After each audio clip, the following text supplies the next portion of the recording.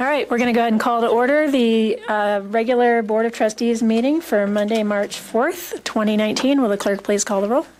Mayor Sullivan. Present. Trustee Drystad. Present. Trustee Farrell.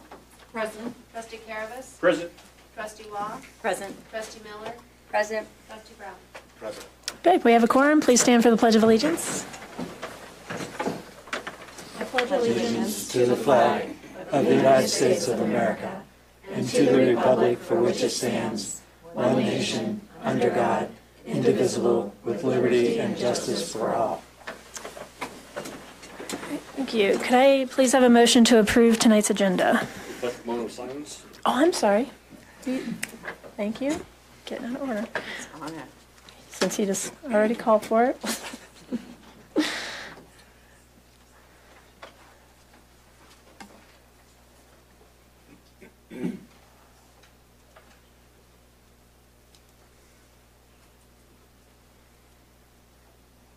All right, thank you. Now, is there a motion to approve tonight's agenda? I'll move to approve tonight's agenda. So second that. Any further discussion? I'm going to call for the vote. All right, and the agenda is approved, 7-0. Thank you. All right, we'll go ahead and turn it over to Sergeant Christ. All right. Good evening. All is quiet in town, which is a good thing. Steady work, normal stuff that we're dealing with. Some extra duty traffic over in the high school area and the elementary school. We've been working on that. Our day shift guys and our extra duty guys have been going over there. We're going to put the speed trailer out into that neighborhood, hopefully tomorrow or Wednesday, just to keep the kiddos from going around the backside and speeding around. So we're working on that. On Thursday, we did a emergency evacuation drill of Lyons Elementary, which went really well. Got all the kiddos down to the firehouse safe and sound and back. So that was a parade of young ones, which was pretty funny to watch.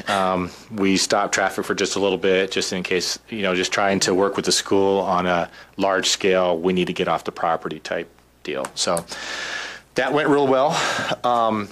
Still working with Jacob on the Muni codes. There was a little bit of miscommunication, so he's got that on his priority list. We should get those updates very, very soon.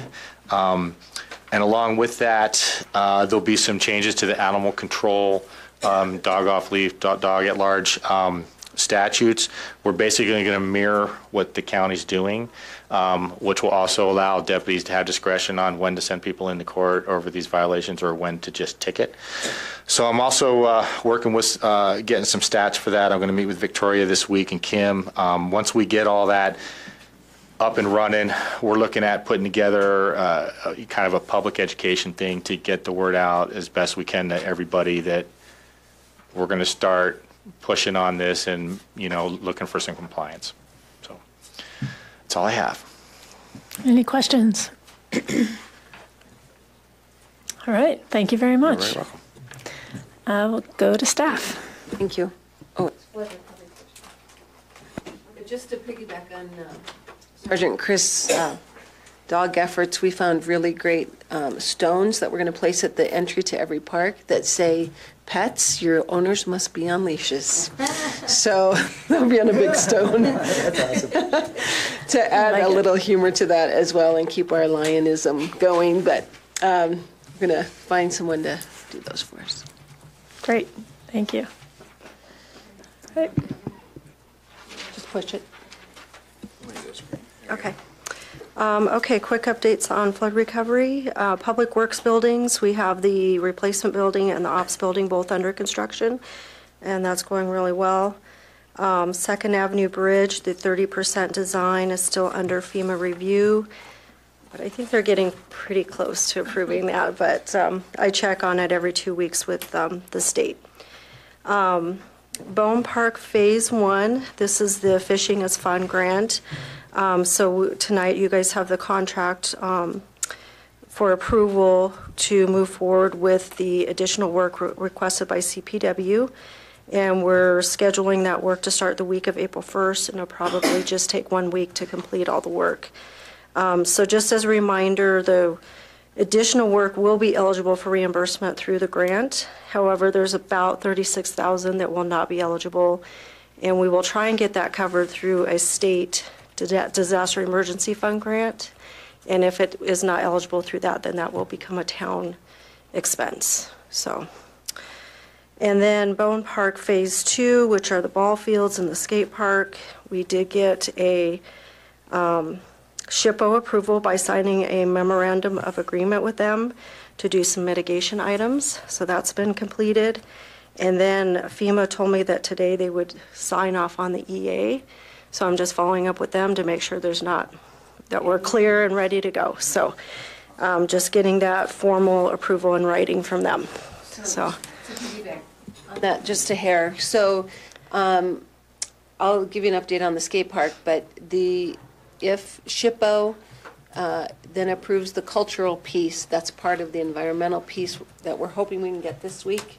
They'll go to Parks and Rec on the 11th and then to the board on the 18th. And so if there aren't significant changes to the Walsh contract, it could actually get underway yet this month if all falls into place. exactly. For clarification, is that referring to the entire phase 2? Yes. I'm sorry, I That's okay. put my little That's all right. fingers on.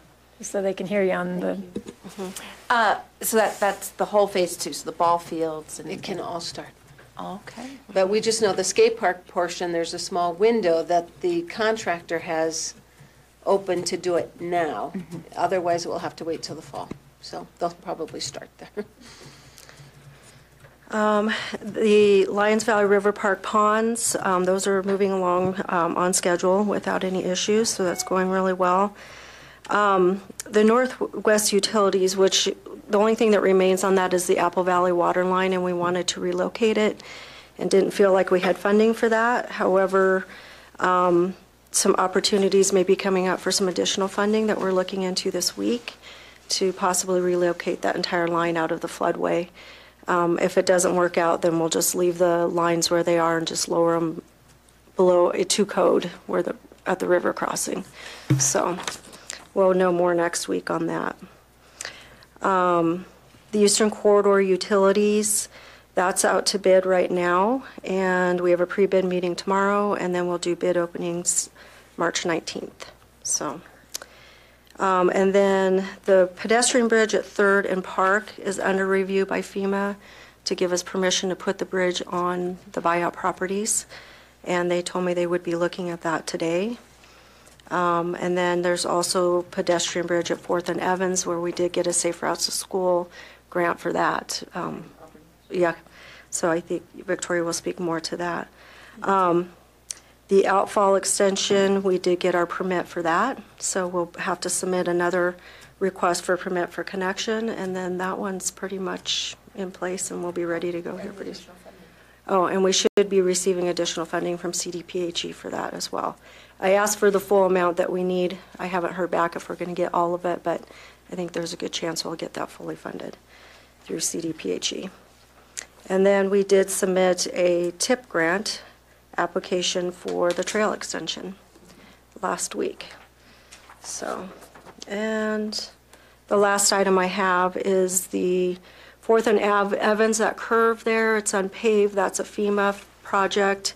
So we're looking at getting that started, but that also includes looking at putting in a cul-de-sac and an eyebrow on either end of that. And we're going to get some opinion of cost from an engineer so that we can determine what funding we have in order and how much we can do of that project. So that's basically our update for this week. any questions on the flood recovery update? Trustee Browning?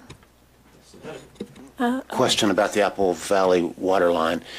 If we don't get the funding to move it and it needs to be basically dug deeper where it is, you said comply with code. Whose code? Is it county regulations we're dealing with or state I think it's regs? state. Or I think it's state code.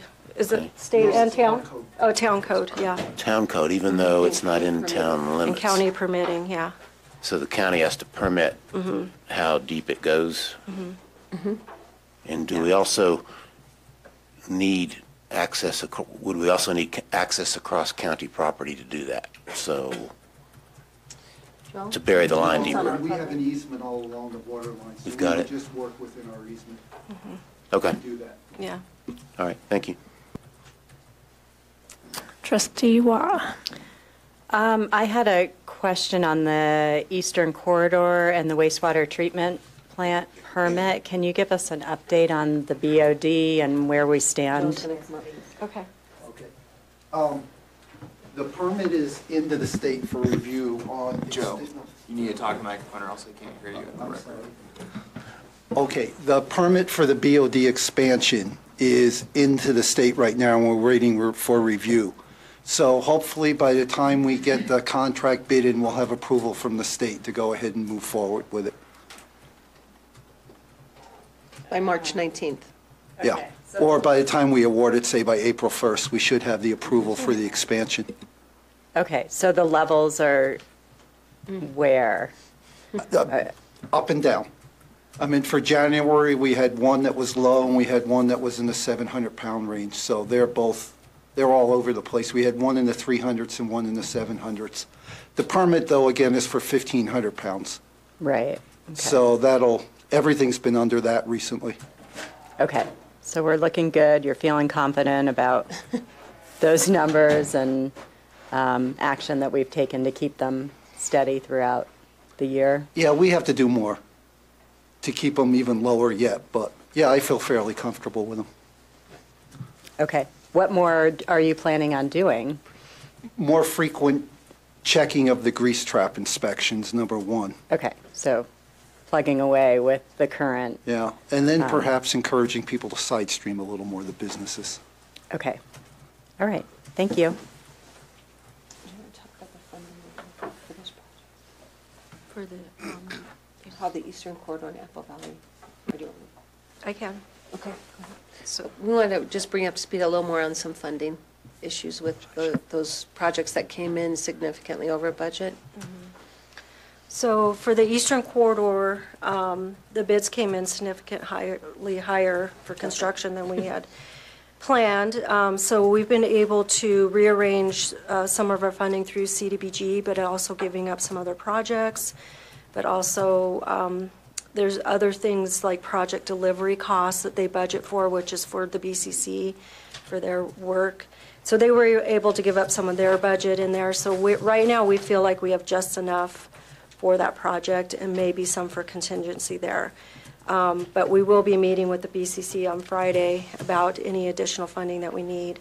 And that includes Apple Valley. So right now we have $500,000 from FEMA for Apple Valley, $500,000 from CDBG through DOLA, and we still need about $1.2 million, which we'll be meeting with the BCC about on Friday as well.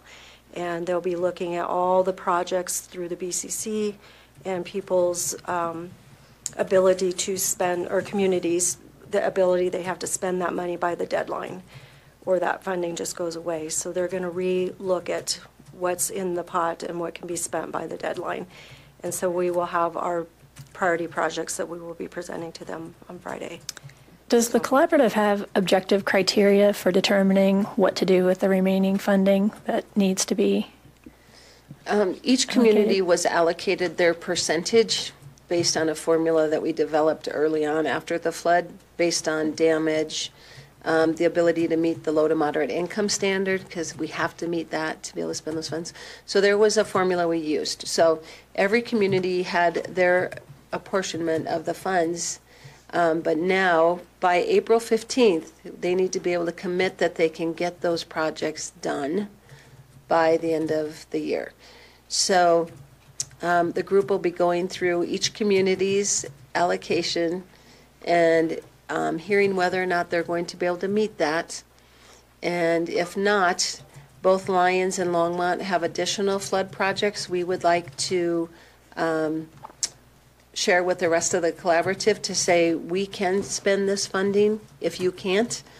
And then it will be up to the collaborative to determine as a whole who will be awarded those funds if Boulder County can't. They're the one with the remaining funds available.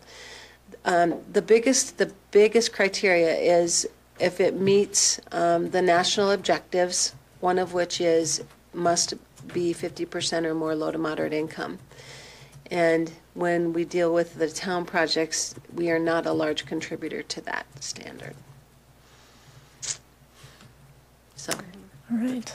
but we do have Very good. projects that we can get done by this year, so. Yeah, and they're very good projects. I mean, the Apple Valley Waterline is a very good resiliency project. So, Which is also in the county, It's in the county, yes. yeah. right? Partially, Partially. yeah. Okay. Is Boulder County contributing any of their portion to To that that. project? No. No. Okay. Other flood questions for Tracy? Okay.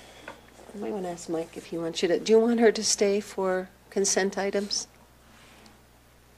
Or do you think, you had indicated you might pull the Fishness Fund grant? Correct. I really don't think she needs to. Okay, all right. Okay, thank you, Tracy. She's more than welcome if she wants. I'm sure she would love to spend Would you the mind evening turning with that us. mic off if we're not using it? Administrators update. The big news of the last couple of weeks is the award of the Safe Routes to School grant. This is an award of $500,000 by the Colorado Department of Transportation, Safe Routes to School. And this is funding that is to be matched by the town. And it's a large portion. It could range between $80,000 and $120,000 the town will need to allocate toward this project. This is to fund the pedestrian bridge that will connect Evans Street and 4th Avenue. It will have a little different alignment than what was there pre-flood due to having to work outside the floodway. And it will have to be ADA accessible, meaning that the approaches to it will be very different as well. So we have to accommodate those. Therefore, will have to be a realignment. This also will, the intent of this is to create safe passages between the neighborhoods and the elementary school and the high school, middle school.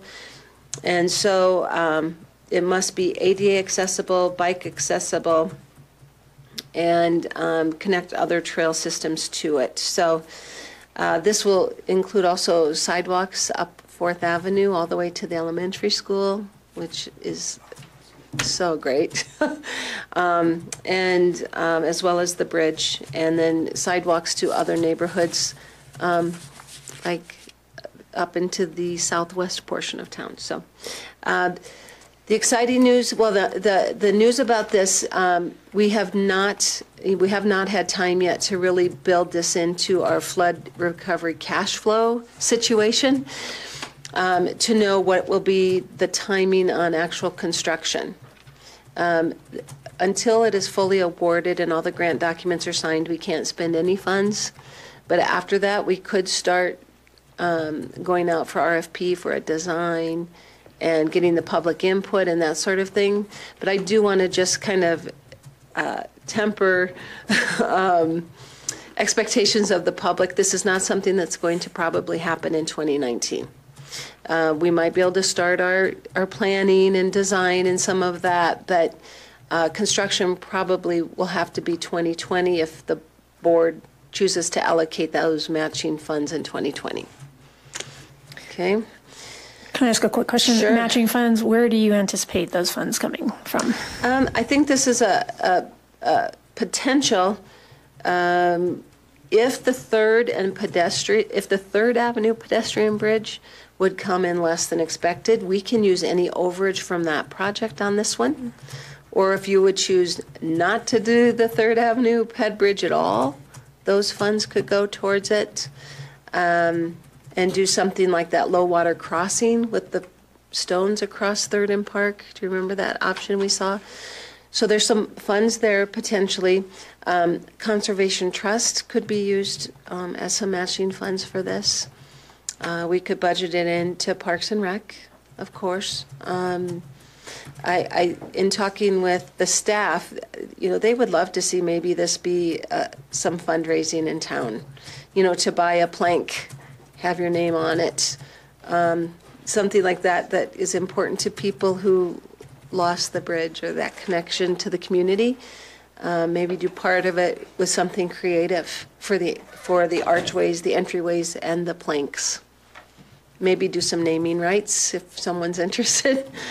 So that's what we need to put together. And that's why I don't think we're ready right now to say, yes, move forward right now. We don't have the extra 100,000 right now. So, but we are excited to put it together and bring it to the board here over the next couple months as we work on the cash flow with flood recovery. And my thing just went down. The other, I'm sorry, Trustee Farrell? So when you're saying that there has to be a match, I'm curious, does that mean we would have to match 500,000? No. It's a round up $100,000 match. Oh, okay. And when we submitted the grant, the board approved us to submit it knowing there would need to be that kind of match. I understand. And then, is there any way that the school district gets involved in some of that? Because this is about children and safe route in terms of funding? Sure, we can involve them as well. Okay, thank you. So that's why, we need a little time just to put together a plan and bring it back. But because it's awarded, I just don't want people to think it's like going to happen this summer. We all want it to, but probably not making that happen. The other news that is, I'm sad to announce is that Anna Kanyata has announced her resignation, and she has accepted a position with a larger municipality that offers a more competitive wage and benefit package. So we are advertising for our finance director, and we've gotten it out already, and it's advertised in numerous places on our website. Colorado Municipal League, the Government Finance Officers Association, Government Jobs, Indeed. I've just put it all out there in hopes of finding someone in the very near future to get them on board. She's leaving it well organized, so I'm not concerned from that perspective, but I do need to get someone on board prior to the audit and who can have some time to transition on this, all the flood funding piece of it.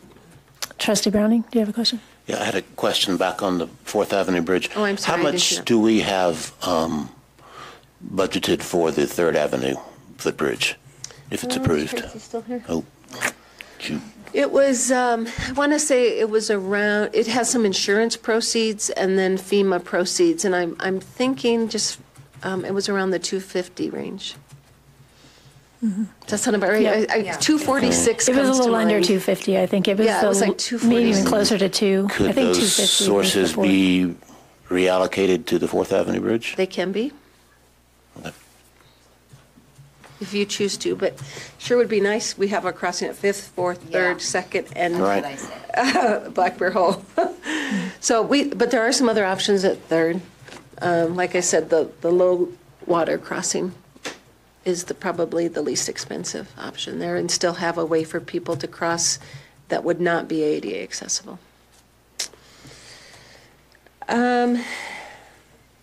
We also have started really utilizing this electronic accounts payable system, which I don't know if the mayor's noticed yet, the checks going down that she has to sign manually, so that's been a nice thing. We are in a full audit prep stage right now. I feel as if it's going really well, and they are scheduled to do their full audit starting in June. The electric fund bond refinancing that you were working on is set to close tomorrow, so all of that wiring and transfer of funds will occur tomorrow, and have quite a significant savings to the electric fund over the coming years, close to $100,000 of savings on interest. And lodging taxes were due on February 20th for our first kickoff for the January lodging taxes. We had 7 short-term rentals, or well, not only short-term rentals, 7 lodging venues submitted their proper reports by the deadline. So we have a little more work to do there. Community development, in your report, you'll note that they submitted quite a few statistics this month. 446 Main Street is in full progress for their development, and a referral's been sent to the proper agencies regarding that project. We have a couple encroachment permits that are being requested and reviewed, and AT&T has a submission for another monopole that looks like a tree up at 603 Indian Lookout Road. And so those are some things going on there. The building department in January issued 16 building permits totaling about $500,000 in value, and conducted about 70 inspections. So for the month of January, that's quite a few. Planning and zoning, continuing to facilitate discussions with CDOT and Planet Bluegrass regarding the underpass. Those are still moving forward. An appeal is being worked on for a property on Reese Street. The new parcel maps for the urban renewal area plan east of town. Circle K is looking at a proposed expansion, and the development of the new high culture cannabis between the distillery and Blue Mountain Stone is in full motion as well. And 2 TIP grants that the board approved did make it in by the deadline. That is a huge process, and I don't think a lot of people know that. The TIP application process is a very detailed application, all electronic, that is competing with Boulder and Lafayette and Louisville and the whole Boulder region for us. And there were 23 applications submitted by just our region. It's kind of like the collaborative. We've chosen to be a Boulder region to compete with instead of competing with Denver and the other metro areas. So there are 23 applications vying for the funding, and we submitted the St. Vrain Trail Extension again. And actually that ranked in the region as number 2 in interest of getting completed by the rest of the region. And the other project was our Broadway Avenue improvements, which is a much more costly project and a higher match for 2021 that we'll have to keep in mind if that gets approved. That didn't rank as high as the other projects because this is all about multimodal transportation, and a lot of the Broadway Avenue is about parking and traffic controls in a different way than the multimodal range that they're looking for on this, even though it does include a multimodal path all the way to McConnell, basically. From 5th to McConnell would become a formal path. So we'll see where that one comes out.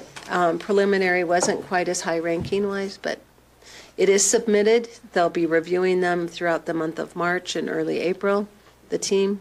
And hopefully we'll hear back on that end of April, May. But that's for the 2020 through 23 cycle. So yeah, we have to be thinking ahead. But our matches on that, those 2 projects would be 2020 as well and 2021. Yes. Code compliance this month. I know this is kind of a new for us, so we're trying to keep that in the forefront of the board and the community.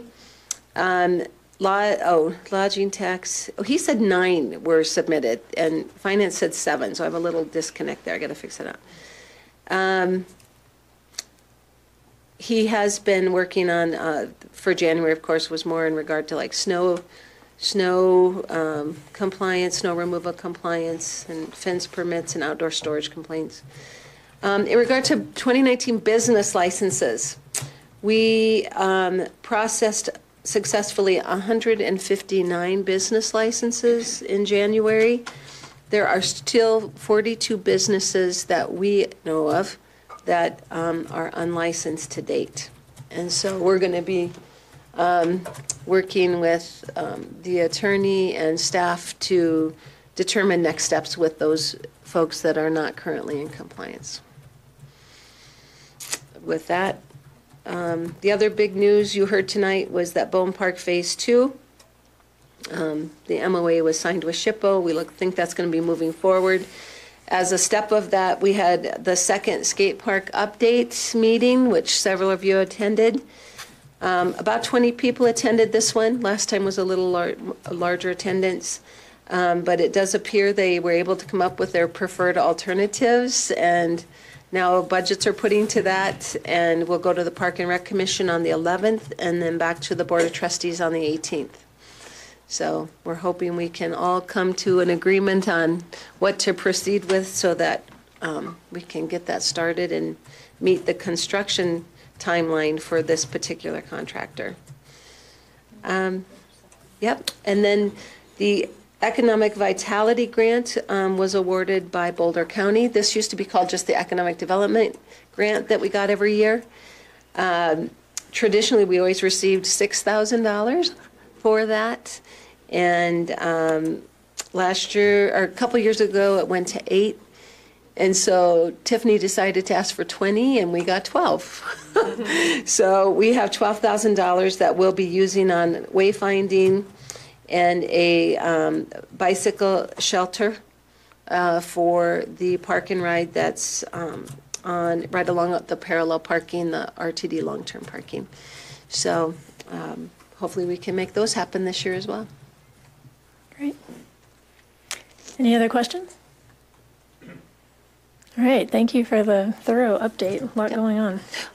Oh, I need to say one more thing. Eco Passes, we just want to put a plug out for that. Eco Passes, we did get those renewed for 2019, and so we are able to offer them at $30 per pass for the year. It now has a value of over $2,000, that pass. And so we encourage people to get their pass. It provides service on the Y service from Lyons to Boulder. It is for Skyride to the airport, and then buses and light rail in around Boulder, Longmont, and Denver, all for $30. So we encourage people to get their Eco Pass. And you'll be hearing about dog tags next month. And Gardens in a Box. This was really popular last year, and I want to mention this. These are pre-packaged, professionally designed perennial gardens that are of native low water needing plants that Lyons gets 20 of them discounted by $25, and they'll go on sale March 1st. They did go on sale March 1st. They last year sold out within the first week, but basically for about $70 you get a garden, and it's all set up by professional gardeners of how to plant them, and it's all plants that after the first year you don't even have to water. So get your garden in a box if you're interested, for filling spaces between 3 and 20 feet. Mayor Breton. Who do we contact for this? For the Garden in the Box, you can contact town. You can just contact Town Hall, and they'll put you through to I think Kim is organizing that for us. All right, great.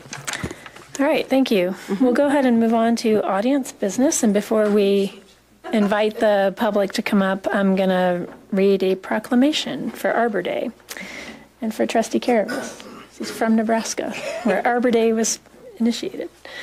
All right, so whereas in 1892, J. Sterling Morton proposed that to the Nebraska Board of Agriculture that a special day be set aside for the planting of trees. And whereas Arbor Day is now observed throughout the nation and the world, and whereas trees can reduce the erosion of our precious topsoil by wind and water, cutting heat and cooling costs, moderate the temperature, clean the air, produce oxygen, and provide habitat for wildlife. And whereas trees are a renewable resource, giving us paper, wood for our homes, fuel for our fires, and countless other wood products.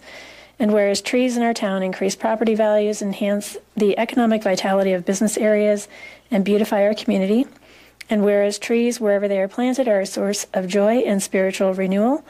And whereas the town of Lyons, Colorado, has been recognized as a Tree City, USA by the National Arbor Day Foundation and desires to continue its tree planting ways. Now, therefore, I, Connie Sullivan, Mayor of the town of Lyons, Colorado, do proclaim April 19th, 2019 as Arbor Day in the town of Lyons.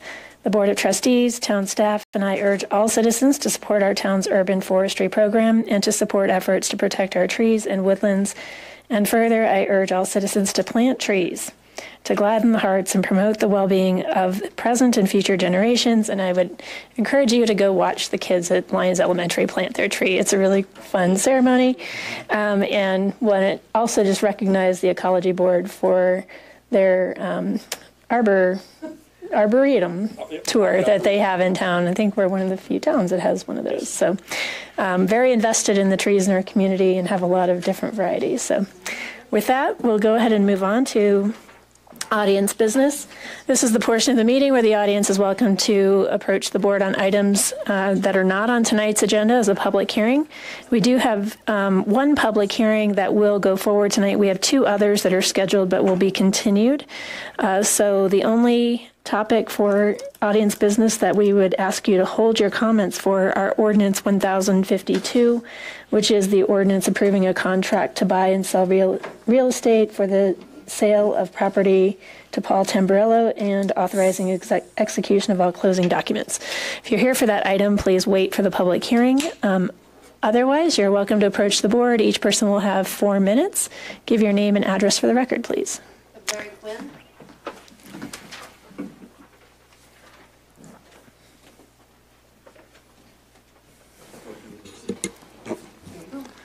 It's magic. Good evening. My name is Larry Quinn, and I have lived at 83 County Road 69 near Lyons for 38 years. I'm here tonight to discuss two interrelated issues, the South St. Vrain SSV stream rehabilitation project and the final Dr. Bob plan as it relates to the Martin parcel. I have been intimately involved with the SSV3 rehabilitation project adjacent to my property for the past 2 years. This project has improved the stream channel greatly, but the revegetation program is mostly a failure, especially on the steep slopes adjacent to Highway 7. Town staff informed me the warranty work was completed in the fall, but it appears dubious that revegetation will be successful in the 2019 growing season. In addition, there is a widespread desire to reconnect the former pedestrian trail across this steep slope. I have informed the town multiple times over the past 2 years that such a reconnection would require safety measures due to the 2-to-1 side slope, since I own the stream channel on the bottom. I don't want the liability for folks, especially children, for falling off such an unprotected trail. Now that CDOT has approved work on Highway 7, it would appear to be timely for the town and CDOT to work cooperatively on an improved revegetation program and trail connection for this segment in their right-of-way. On the Dr. Bob plan, the Martin parcel was noted for its importance as a wildlife protection area. Due to FEMA regulations and limitations, only a small circular pedestrian trail was assumed to protect these wildlife resources. There was considerable back and forth on the need or desire to connect this trail to County Road 69, something the folks in our neighborhood have been adamantly opposed to. The Dr. Bob plan being addressed at the meeting tonight remains inconsistent in that this connection is not shown on the drawing on page 14, but described on page 15 and on a drawing on page 41. Some say that the connection is necessary to prevent trespass from the Martin parcel onto private property, which seems like a dubious rationale. Our neighborhood believes that the inherent natural wildlife features of the Martin parcel, as well as our neighborhood, would be negatively impacted by making this transportation corridor. We urge you to remove this trail connection at a minimum, restricted to pedestrian traffic only, to protect the natural setting of the Martin property as well as the peacefulness of our neighborhood. We believe that reconnecting the town to the Old South Road along Highway 7 in some configuration, along with the existing access from Bond Park to the Picture Rock Trail, gives the town residents plenty of access to the South St. Vrain area without this connection. Thank you for your time. Thank you.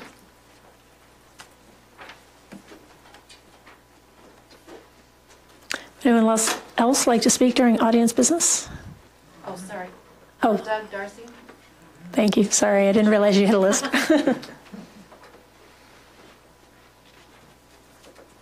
Hello.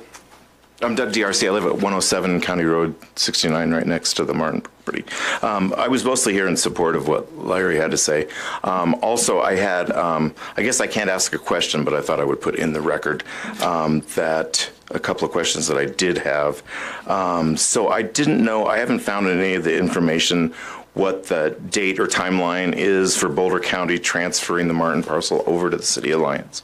I can't find that anywhere. The other question was, I'm seeing in there that the Dr. Bop is finalized, and I didn't see in the budget, it has budgeted a little over $214,000 for landscape and site work, et cetera, on the Martin property, and I haven't seen where that is in the budget either, where that's coming from. So I just thought I would put that out there and see if I could get some help finding out where that information is.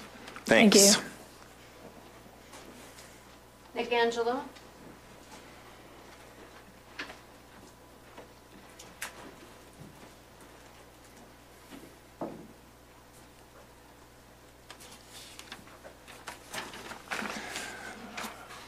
Nick Angelo, 4089 Youth Highway. I'm going to continue to speak about what Trustee Waugh was speaking about earlier. For all intents and purposes, the BOD problem has contributed substantially to around $1 million cost overrun on the Eastern Corridor utility extension. Hopefully the new bill will come in less expensively. The answer is pretreatment. It's quite simple. After a meeting today, I found out that we actually do have funds available now to purchase and install, and the capability through the Water and Sewer Fund to offer low or no interest loans for any balances incurred by any of the businesses that would become involved in pretreatment. Rather than ignoring the solution as not defining business friendly, I would simply state that procuring and financing a solution is the most business friendly position that we could take. It is a position that also benefits every citizen of the town of Lyons, a benefit we will all enjoy. Thank you. Thank you. That's it. Anyone else like to speak? Come on up.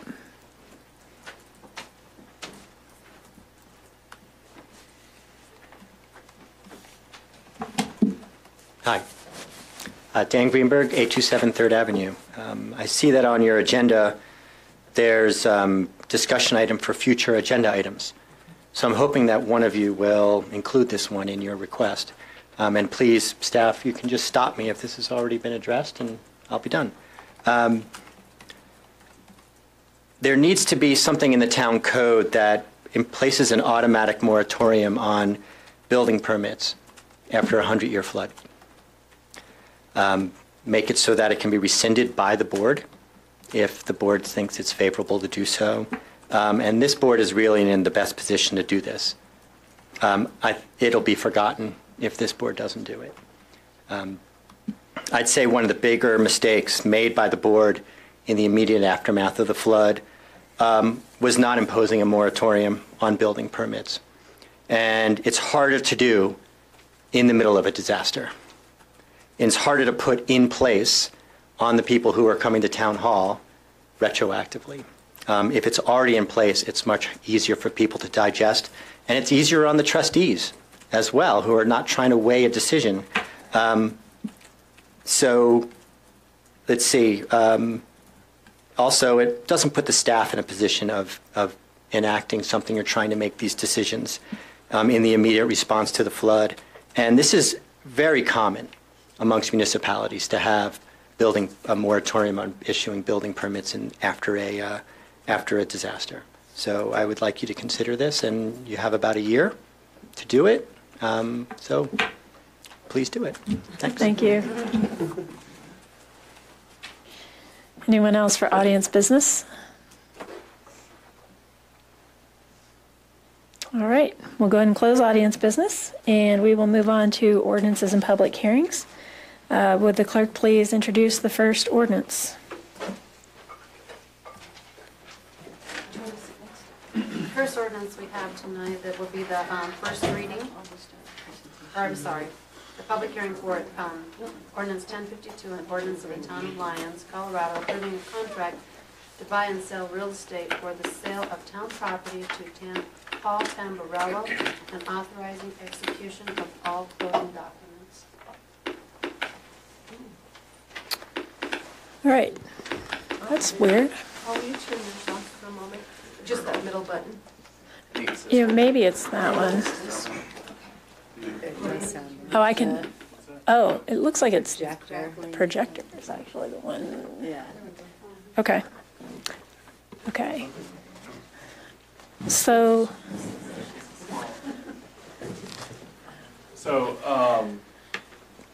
as an overview, what you have before you are can I just quickly run through just the order, because we're going to spend I think, a good amount of time. So we'll get a staff report, then questions to staff, and then presentation from the applicant, questions back to the applicant.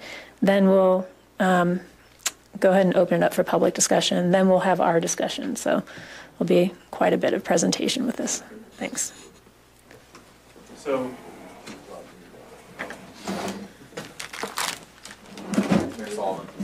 I'm sorry. thank you. What you have before you in Ordinance 1052 is an ordinance as well as 3 other documents.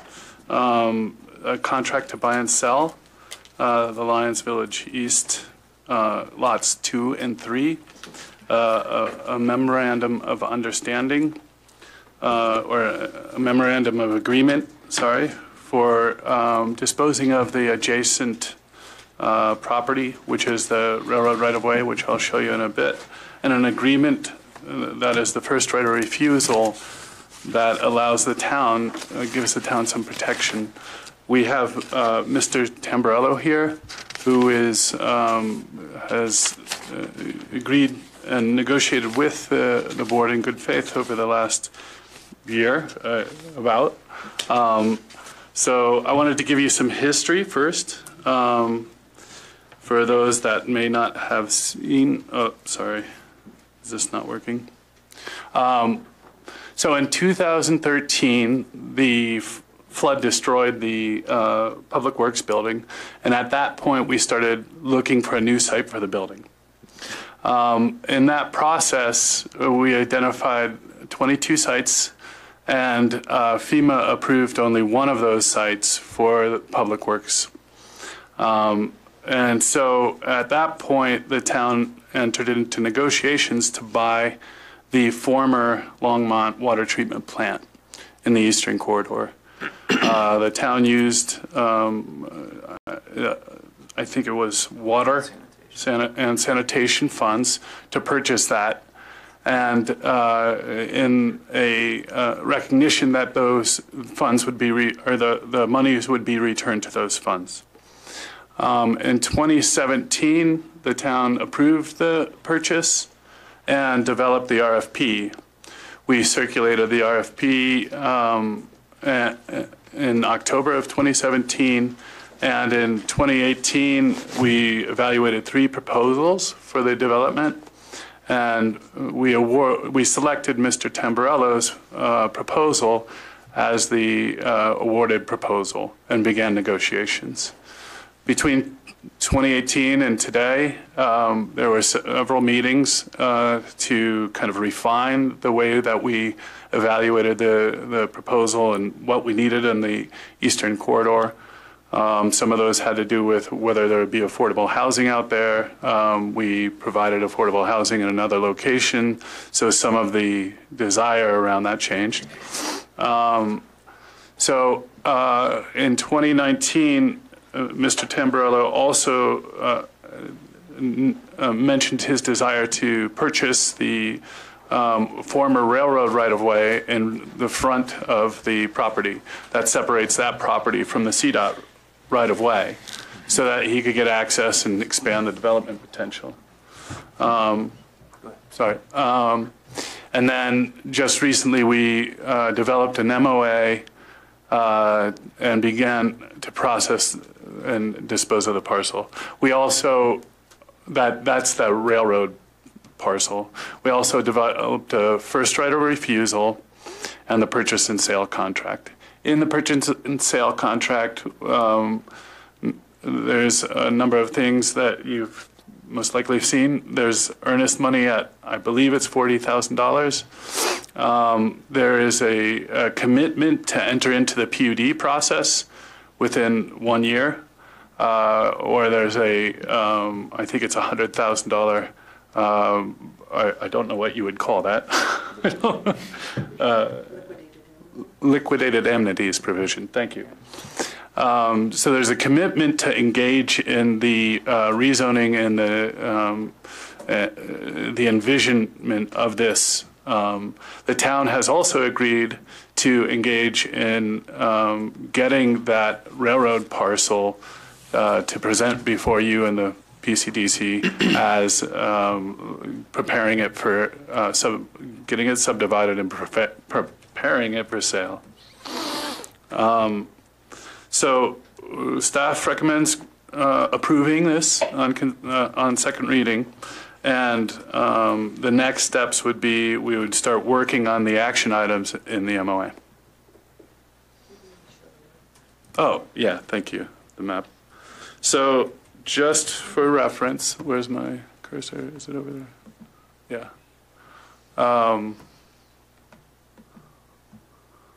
This is the south parcel. Here is the St. Vrain. This is Highway 66 or U Highway. There's this area here that was the old railroad right-of-way. So that separates his parcel from the CDOT right-of-way. And in order to develop, we hope to enter into this MOA to dispose of this parcel in exchange for the ability to keep a trail there, which is on our long-range trails plan, and to get some type of connectivity in the rear of the parcel. Yep. Brandon Dittman, Town Attorney. I wanted to give a little more background on the MOA and why that was necessary. As mentioned by Paul Tamburello, requested as part of the negotiations for the larger parcel to also acquire this front right-of-way parcel you see before you. There are a number of, we'll call them challenges with the right-of-way property that must be dealt with by the town before that can be conveyed. And so because we could not convey the right-of-way property at the time of this item before you tonight, we had to create a memorandum of agreement to basically agree to take commercially reasonable efforts to sell that property in the future. However, as I mentioned previously, there's these preconditions or challenges that prevent sale at the current time. I just want to list those out for the Board of Trustees. First, this property was acquired with the help of funds from the Economic Development Agency of the federal government. The EDA retains a federal interest in the property, which must be extinguished before it can be alienated. We have confirmed with the EDA we can alienate this property. Before we do so, we need written confirmation of that. So we are waiting on EDA approval to alienate this property. And unfortunately, the government shutdown greatly hindered the town's attempts to get that before the sale could be done. Next, we discovered in looking at this piece of property that it has not yet been subdivided into the correct piece that Mr. Tamburello needs for his development. So this property must also be subdivided by the town before it can be alienated. Next, the town may need to annex a tiny piece of this property before it can be alienated to Mr. Tamburello. Finally, because the town is basically selling this property at for services in lieu of monetary amounts. We felt it was necessary for the town to appraise the property, so that way we can faithfully say to the taxpayer that we gave away the property for something for value, of equal or greater value. And so we also must appraise this property. In exchange for giving this property, the developer has agreed to do certain improvements in excess of the value of the appraised value of the property, to give utility easements for the utilities that will be going in this property. And it's also to give a trail easement either on this piece of property or within the larger parcel, consistent with the town's trail aspirations in this area, as Paul mentioned earlier. And so that's kind of the reason why we did this memorandum of agreement. It's not typical for a real estate transaction like this, but because of the unique circumstances of the right-of-way property, we felt it was the most appropriate way for all parties to work towards alienation of the railroad right-of-way property without holding back the sale of the larger parcel. And so that's a little background on the MOA. It is a unique document and not typical in these types of transactions.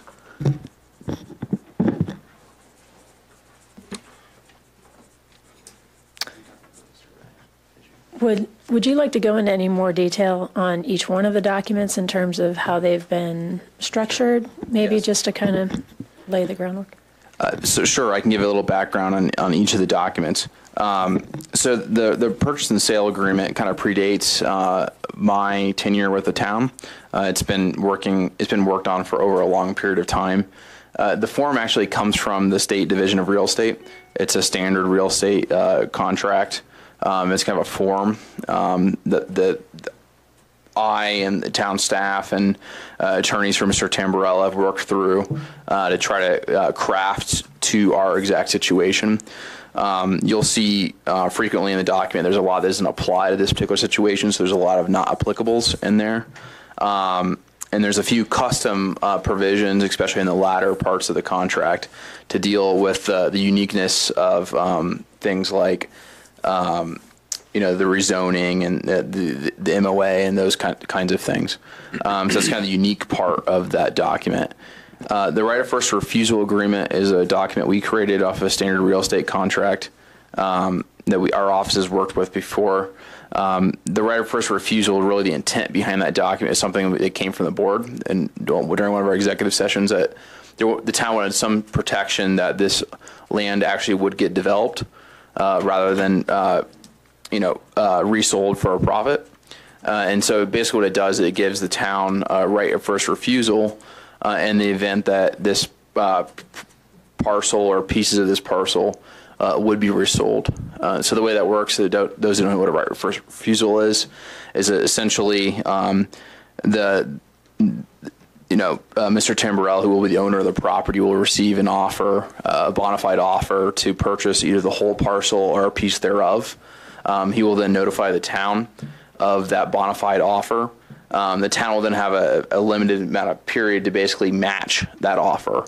And so if the town did not wish it to be sold to a certain individual for a certain price, the town could then meet that offer and basically get back that piece or that larger parcel. There are some unique provisions of the right of first refusal agreement which kind of limit the scope of when the town can exercise that right as requested and negotiated between the parties. That's the basics of what's being done there. It's a protection for the town to make sure that this parcel will be properly developed. All right. Any questions for staff currently? That's it. So maybe we'll go ahead and hear from the applicant. Anything else you'd like to add, or? Yep. Sure. Well, if there's no questions, there's one additional, before we proceed to the applicant, if that's okay, item I wanted to address. Late last week, it was discovered by Boulder County Assessor's Office that there was a discrepancy between, a very minor discrepancy, or alleged discrepancy, I should say, between our surveys and their records concerning one very small piece of the property that is before you tonight, the southern boundary. We are still not sure, both Boulder County and our title company, whether that actually is the discrepancy that Boulder County sees actually does exist. But it, in any event, is a very minor survey error, if it does exist. And staff is working diligently with the title company to rectify the situation. And so as part of your approval, if you so deem to give it tonight to sell this property, would for staff to work on this issue and to correct the closing documents to reflect the correct legal description, if such a discrepancy is in fact exists. All right. Okay. Turn it over to Mr. Tamburello. Thank you for being here. Thank you for having me. I guess first of all, I would just say I'm excited to be here. It's been a bit of a road, and but a great journey nonetheless. I put together just a few really simple slides just to kind of maybe outline a little bit about how I approach development, and then show you some various iterations that the team and I have come up with throughout the process so far.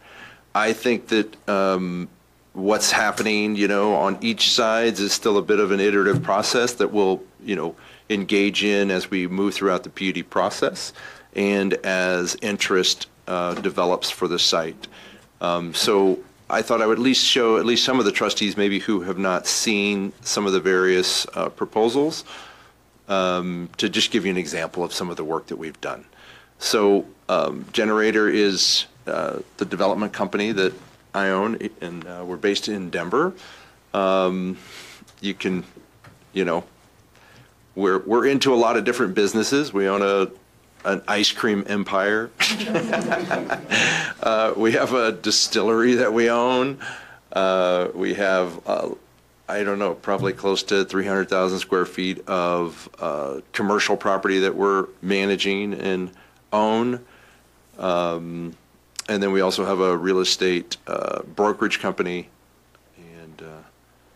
and a telephone app and all kinds of things. You can go to the next slide.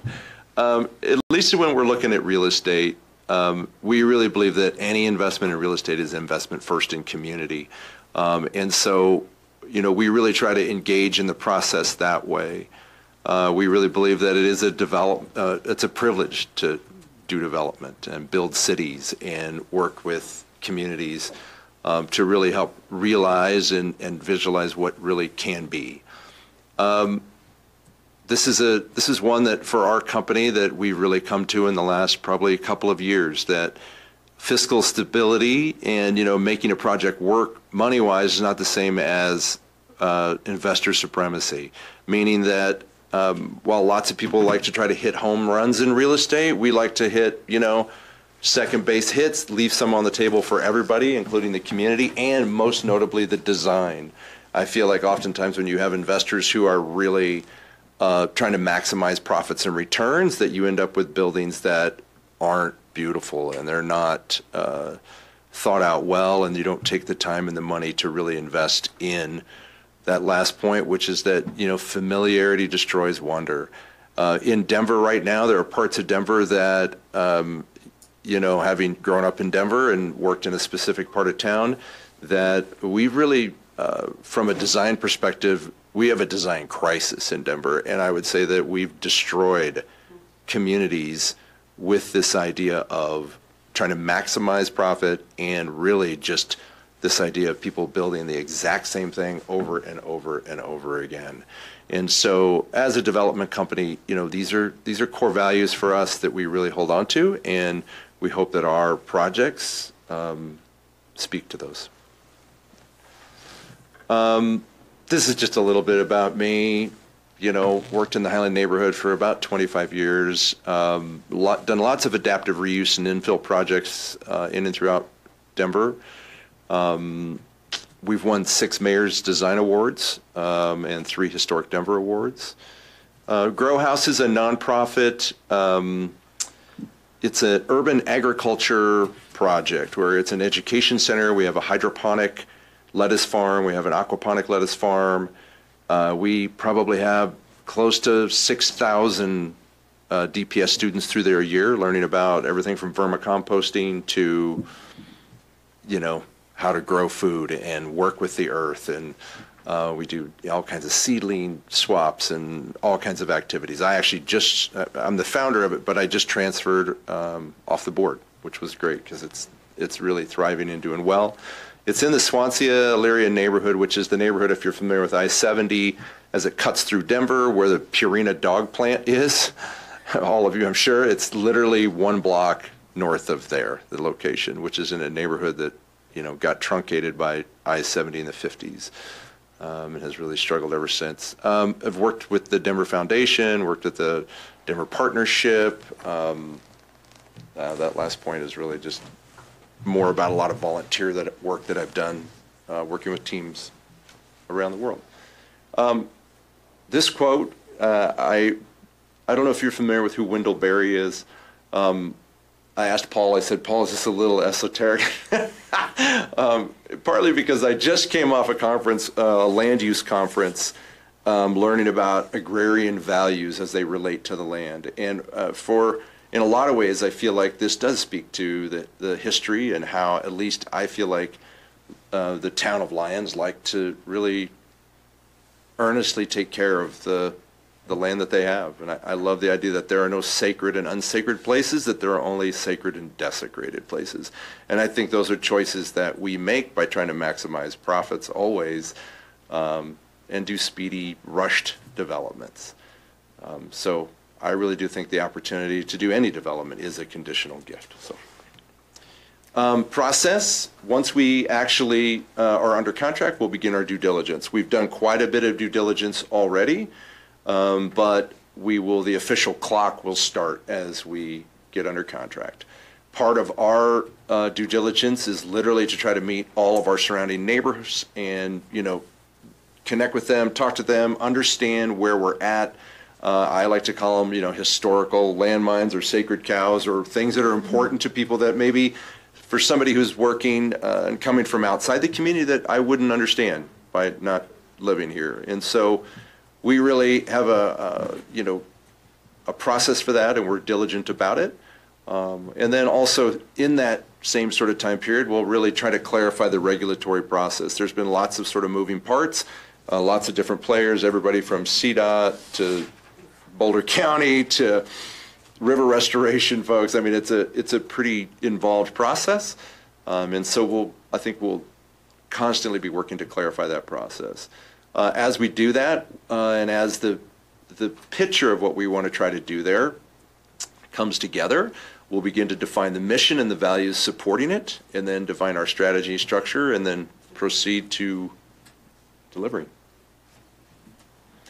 This is an early, just schematic or conceptual design look at the north parcel, where we were doing the little red boxes on the front there are commercial uses. And then this is when we were looking at the possibility of doing something with Thistle Housing for an affordable housing development. And I believe that was about 54, maybe a little bit less than that, townhomes there, affordable housing townhomes.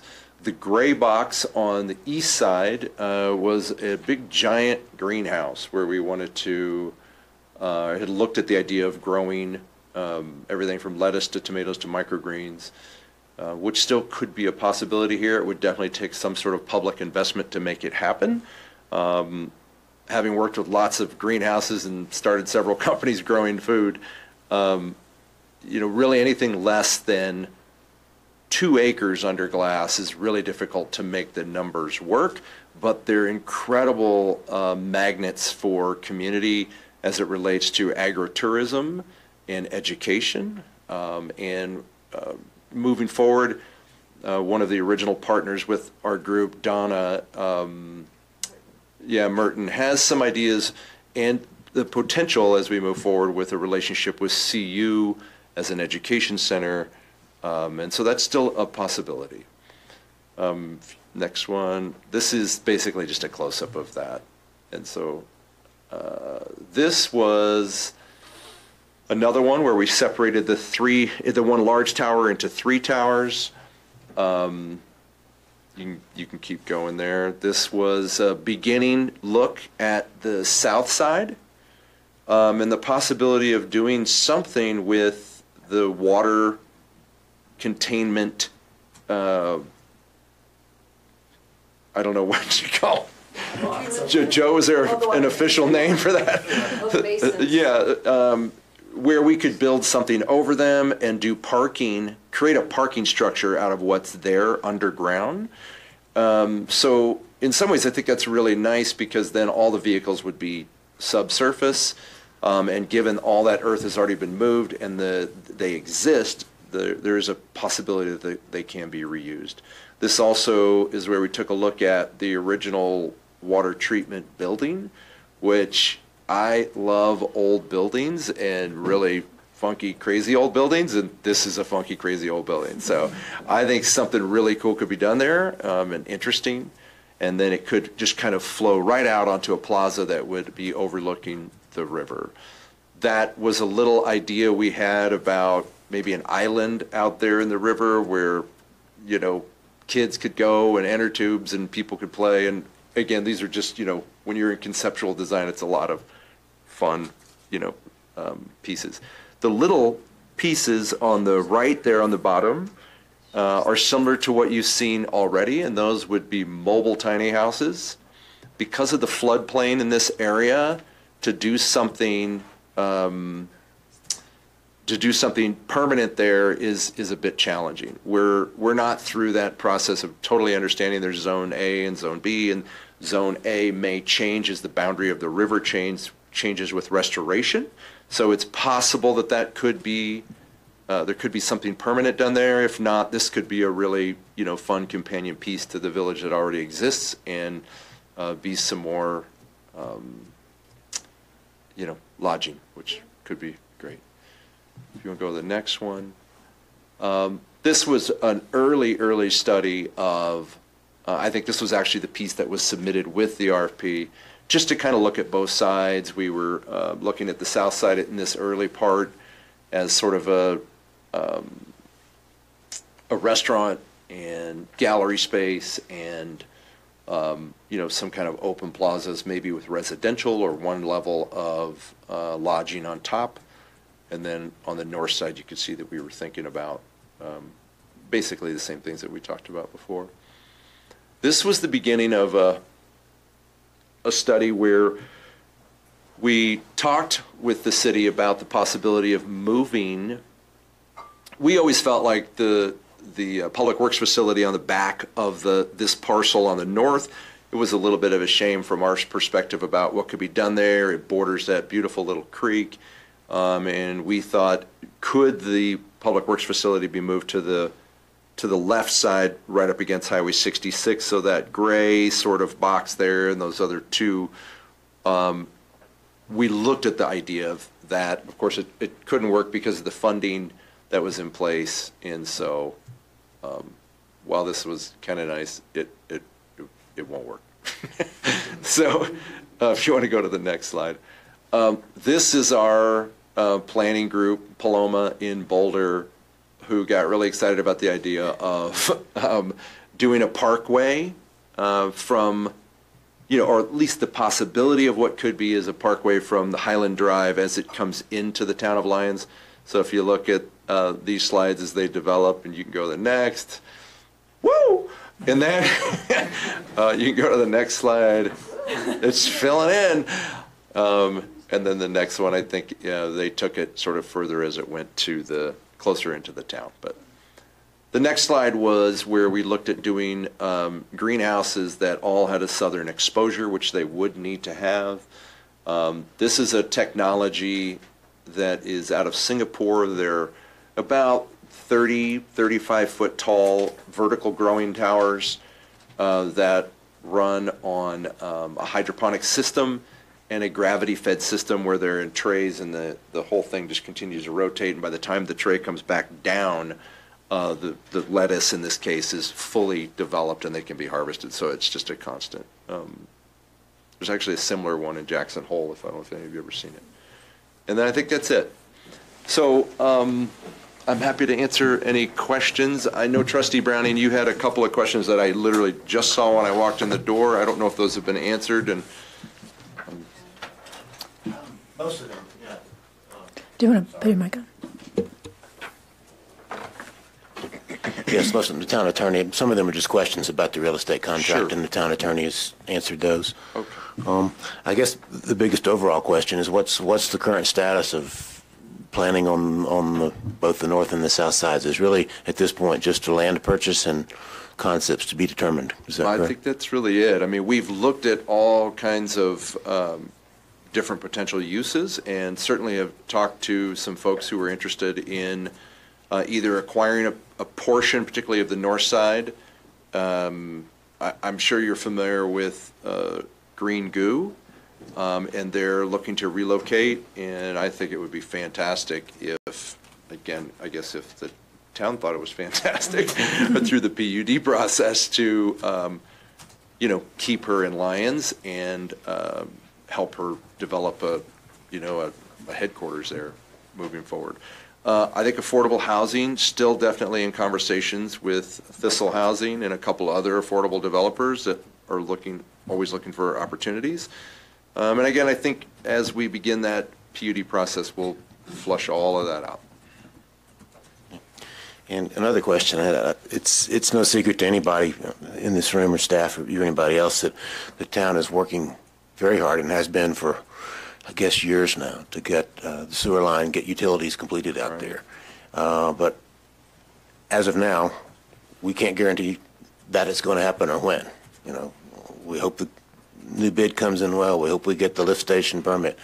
I guess the question, as far as this contract is concerned, is you're willing to go forward with it, even though that's something less than 100% certain at this point. I'm definitely willing to go forward. I'm pretty confident that it's going to happen, particularly given you're building your public works building out there. But I get that it's a challenge, and honestly, every development and project we're looking at right now, costs are really becoming a problem, and so I get those challenges, and I'm confident we'll be able to figure out how to move through it. Yes. One other question, which is something I hadn't thought of when I sent that first list. Could you speak to either the desirability or lack of desirability or neutral maybe on whether this should be developed as part of the Urban Renewal Authority or not? Does that add something significant to this project? Is it something that's necessary for this project? Or where do you stand on that in terms of discussions with the staff and future plans?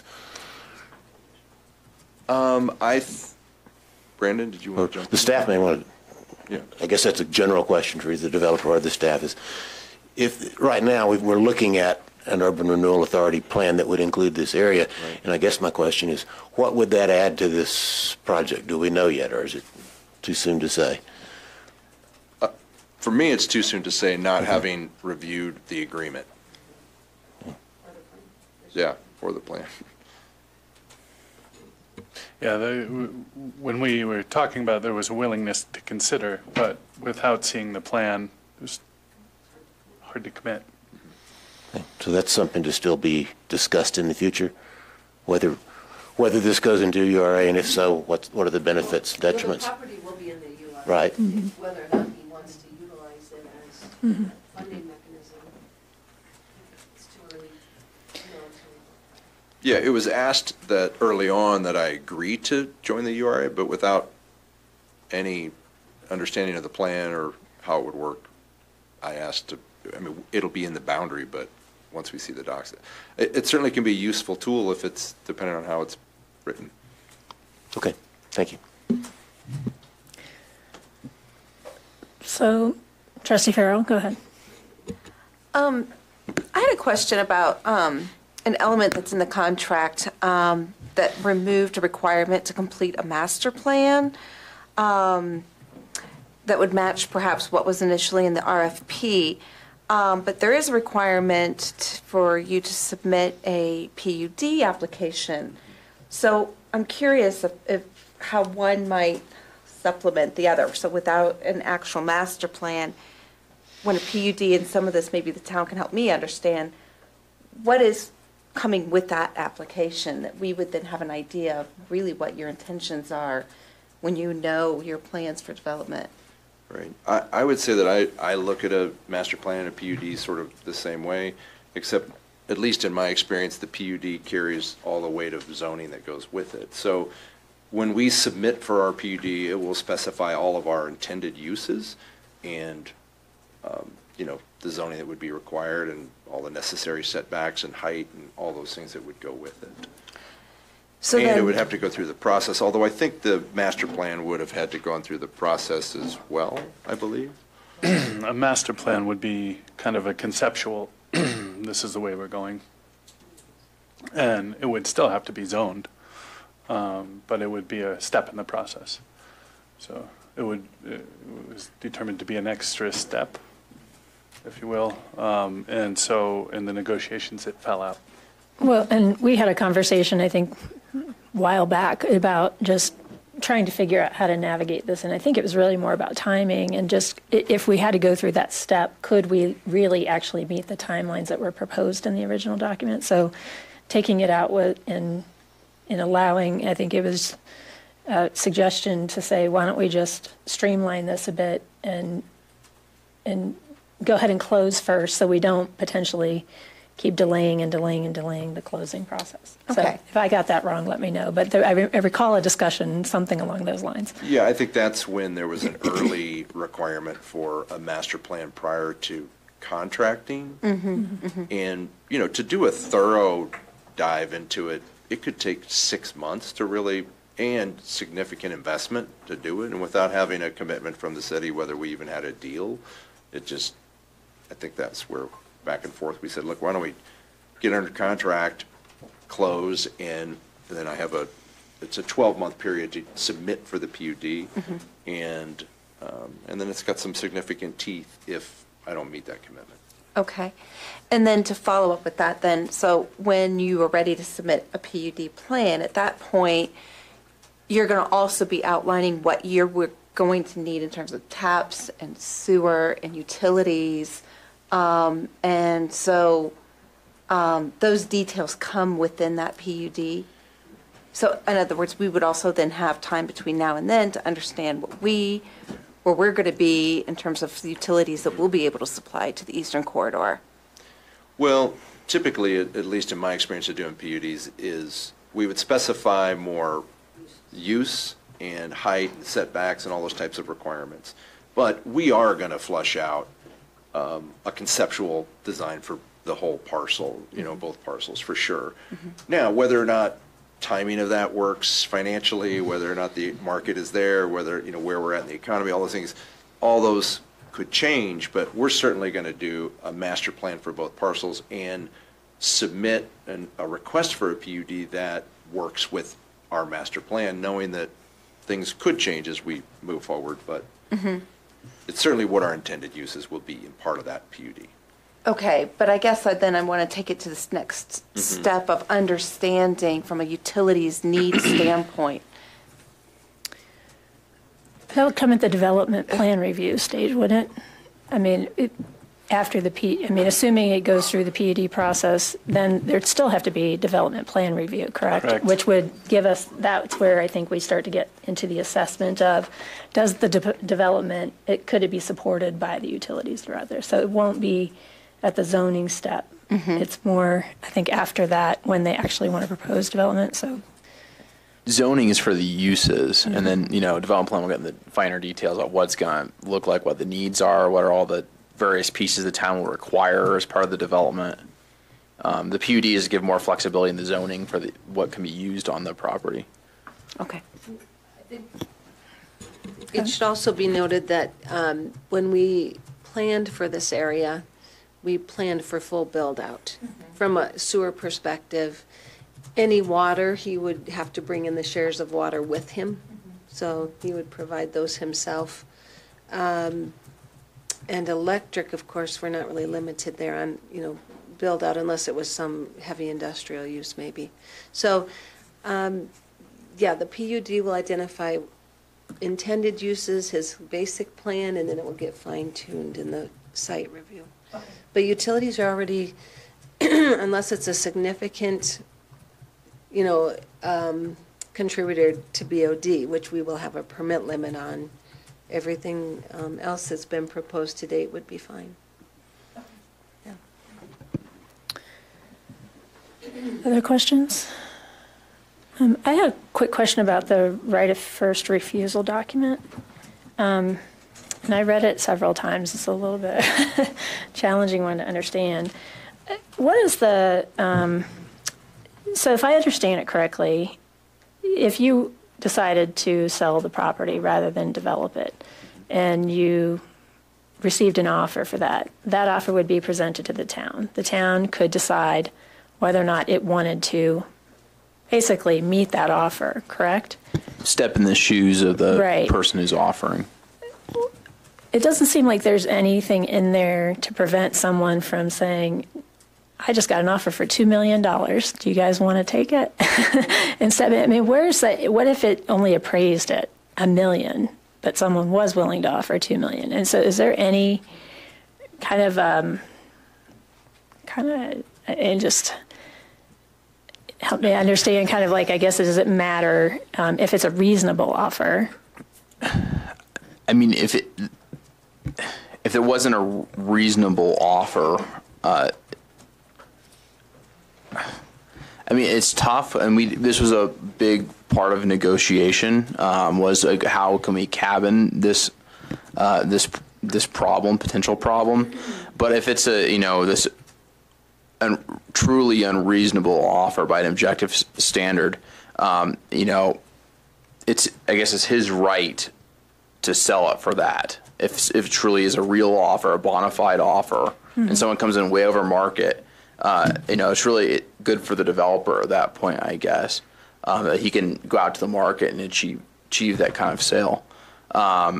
There's not really a situation where someone could propose something extremely high just to defeat the town's ability to have a right of first refusal, I guess. There's no way around this through putting out a very large offer and then later scaling it back, and which would be the real danger, I guess, if that was possible. So I guess really, I mean, just looking at the way this is structured, we're somewhat guaranteed $100,000 if you were to sell within a year, because Yeah, although I have questions about that, how far does that PUD have to go? If it's just I've submitted the application, have I satisfied that requirement, or does it actually have, because you can't obviously promise it will succeed. Correct. So it's really just a matter of I've submitted the PUD, therefore I don't owe the town anything. We'll have to submit a PUD that meets all the requirements of a PUD application. So if it was a paper, we'll call it a paper PUD with no teeth behind it, wouldn't meet the requirements of a PUD application and be rejected, therefore not fulfilling the requirement. So it will have to be an actual PUD submission to meet the terms of that condition in the contract. Okay, it sounds like you've thought these things through, and I agree. If it's not a real offer, they probably aren't going to follow through potentially. Right. But it's just as I was reading through it, I was like trying to understand. But it's a concern that staff had as well during the negotiation. But I think the problem is it's extremely hard to contract around a situation that is so remote that it's just really challenging to kind of contract around that kind of situation. Yeah, I'm just trying to make sure I understood the document too, because I don't honestly know to what degree there's really much chance the town would ever want to take the property back. So let's see, it's not a big concern. To use, I guess, unrealistic number, someone came in with an offer for $1 billion, for this piece of property, which I think we all agree is unlikely. I think Mr. Tamburello would take that offer if it was a real offer.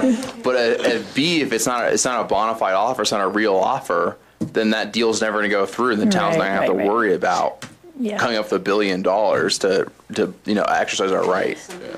So no, I think it's just a matter of I think to some degree we're all working in good faith and thinking we want something out there that's really good for Lions, and I don't see a problem with this. It was a little bit of a circular document with all the language, so I just want to make sure I understood it. Okay. Any other questions? Can I Sure. make one comment? Yeah. I just want to mention that I'm keenly aware of the desire to, do something with this parcel that is, a benefit to the town and animates, the town's desires without taking away from sort of the energy of what downtown is all about. And I think, I'm always about trying to make whatever we do in terms of development to create there, right? Just create a real there. But I think, as it'll be a great challenge and a design challenge, and, just know that we're certainly entering into it knowing that we don't want to take any energy from what is downtown Lyons. And I think they're very different. We're going to be new construction. What you have is, beautiful, and it's a beautiful main street. So I just want to mention that to you. And then the other is that if the owners of Green Goo want to do something, we're going to immediately, once we get under contract, we're going to begin conceptual design for the north side right away. She has a timing issue that if that's even possible for her, that it needs to happen fairly quick. And we can bring this up later, but I don't know if we can do a PUD. I'd like to do a PUD separate, one for the north side and one for the south side, although it'd be nice to kind of do together. I think there's still some issues, particularly around the river restoration, that I don't think we can move quickly on the south side, whereas it'd be great to do it on the north side, so. Well, no, thank you for Just that. thoughts. Downtown has its own issues and could use a lot of help actually these days. But no, I think that's great to hear. I think it's been very hard to, I think those of us who've talked about this property for many, many years through various different boards have really, I think that's always been the biggest concern, is not creating this barbell shaped town where you have this whole separate area that doesn't really integrate into the existing town, whether that be business-wise or even residentially. I mean, how do you connect the two, talking about two separate, and who lives in which area? Do they become really distinct? I think that is that's just all. I'm actually really excited about all that. But we're probably getting a little bit into discussion. So before we go any further with that, I think let's go ahead and open up the public comment portion. And we'll go ahead and open up the public hearing for Ordinance 1052. This is the ordinance of the Town of Lyons, Colorado, approving a contract to buy and sell real estate for the sale of town property to Paul Tamburello and authorizing execution of all closing documents. If anyone would like to speak to this ordinance, you may come up now. We'll give each person 4 minutes. Give your name and address for the record. We don't have a large crowd, so I think we can afford you the extra minute tonight, Mr. Angelo.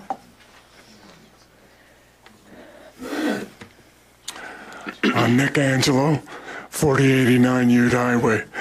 I'd be interested to know how much acreage is included in that railroad right-of-way. I think that that's a very important question. I think that acreage and square footage is a way to determine value.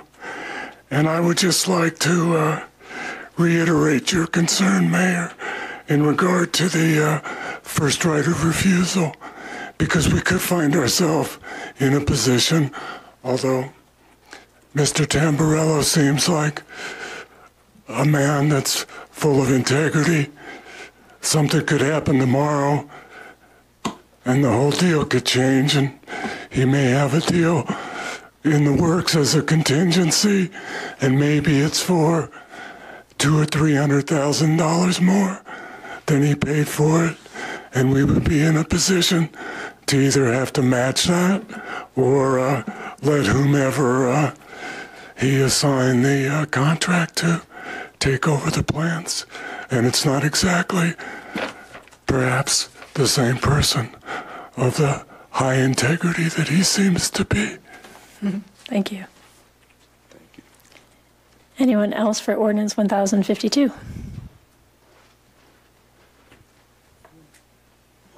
All right, we will close the public hearing. Is there a motion, please, for Ordinance 1052? I will make a motion to approve Ordinance 1052, contract to buy and sell real estate for the sale of town property to Paul Tamburello. Is there a second? I'll second. All right. We are open for discussion if anyone would like to start. I was going to make sure we didn't have any further questions or discussion. I'll kind of start, I guess. Since I've been on the board, which is 7 years almost this month, this is the property we have talked about in terms of what do we do out here. It's blighted. It's not contributing to the town in a positive way. I think we have gotten this far, and I think we found a really great partner. Not to say that we don't like developers, but Most people don't. I think it's when you have a town, I think as special as Lyons, it's a scary thing to kind of allow it to change in a significant way. But I think the flood in some ways maybe has prompted that because we've had to change a lot in the last 5 years. And I think the town's ready for this area to change. And so I'm really excited to see what you can do with it. And I think you have a good understanding of maybe Lyons, or getting there anyway, and appreciate you making that effort to understand Lyons. I think this deal was always going to be complicated. I don't think it's necessarily perfect, but I don't think there's a perfect deal out there. So I do think the town, there are still steps to go. So this isn't the end. This is really the beginning of kind of understanding a mutual vision for what comes out there in the Eastern Corridor. So I'm supportive of completing the sale and approving this agreement with the language the attorney suggested about allowing for the modification to any potential discrepancy in the plat. Trustee Waugh. I'll just add a couple of words. I completely agree with all of your sentiments, Mayor Sullivan. And just to add, Paul, you have been really flexible and persistent through this whole process, and you've had a lot thrown at you. And so I just really appreciate that, and, welcome the partnership, because I think you've really proven that you're there and you're going to stick with it. And I've read a lot of other things about your company and seen a lot of pictures and writings about what you've done elsewhere, which I just think is incredible, just taking these old dilapidated pieces and making something out of them. And Lyons really needs that vision. So happy to go with it. Mayor Pro Tem and then Trustee Browning. Thank you. Whenever there's a deal like this, I try really hard to think about what bad could happen. And it's difficult to really come up with something worse than owning that piece of property out there and not having the ability to develop it. You guys are really selling it. Well, if we had the ability and skills to develop it ourselves, that would be a very different thing. Yeah. But we don't, and so I guess it's still possible that there are things out there that are hard to imagine, but all of the conceptual designs put forth to date show a lot of respect for the community and for the property and for the things that the town needs. So having been through a lot of the visits out there, the tours of the property, the various efforts to issue RFPs and so forth, I think we have finally come to a place where something very good can come from this, and I look forward to that happening. Yes, I'd just like to say I think I first got involved with this potential project by this developer when I was on the PCDC, and Greg Edding had out-of-town commitment, and I sat in on, I believe, the interviews for the RFP process. And as a part of that, I looked carefully at the backgrounds of all of the parties involved in this proposal and others. And in a former life, I had a lot of dealings with real estate developers, good and bad. And I've got to say, I was thoroughly impressed with the group that came forward, originally known as the Greens Group, and Mr. Tamburello's background in particular. When you're going into a project like this where you still aren't totally sure that when and under what circumstances the town's going to be able to complete the utilities, when the concepts are still being developed, when any long-term real estate project is going to be dependent on economic trends, we're still in a booming economy right now in the Front Range, but that's changed before and could change again. All of that emphasizes the fact that if you're basically getting into, in some respects, a partnership with a developer, you want someone who's going to be flexible, who's going to be able to adapt to changing market conditions, to unexpected circumstances that come up, because they always do. And I also would caution that the town, its staff, and this board and future boards also need to keep that in mind, that we're going to have to be flexible. Things are going to occur in this project as they would with any major development project that are going to, maybe not meet our ideal of perfect real estate project, or everybody in town, I think, has an idea of what's the perfect business for out there. But most of us are not in the business of forecasting what will work and will not work. And to some extent, we need to rely on someone with experience in a large variety of projects. Mr. Tamburello certainly has that. And it's really his background and the commitment and flexibility he's shown so far that have encouraged me that this is the kind of project we're looking for, and I'm supportive of it. Just to clarify, do you want to offer, I don't know if anybody has the acreage of the railroad right away, since it came up in the public comment? 0.77. 0.77. Thank you. Okay, great. Thanks, Joe. All right, unless there's any further discussion, I will call for the vote on Ordinance 1052.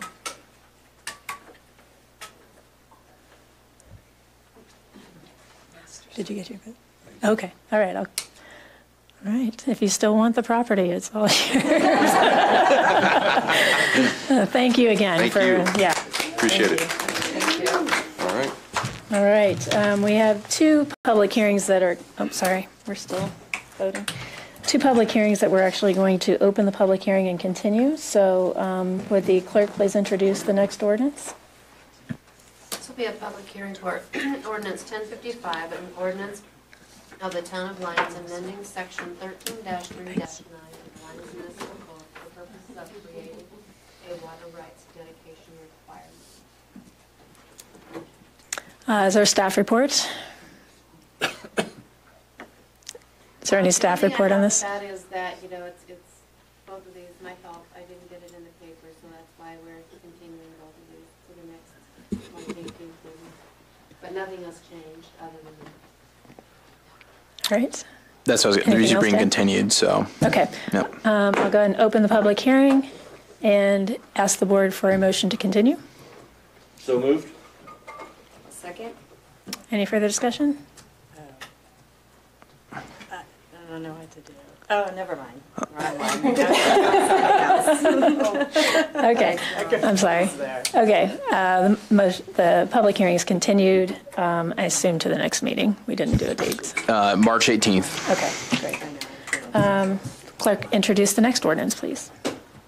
This will be Ordinance 1051, an ordinance of the Town of Lyons, Colorado, approving a lease of town property to 4196 Street Highway doing business at Spirit. Any staff report?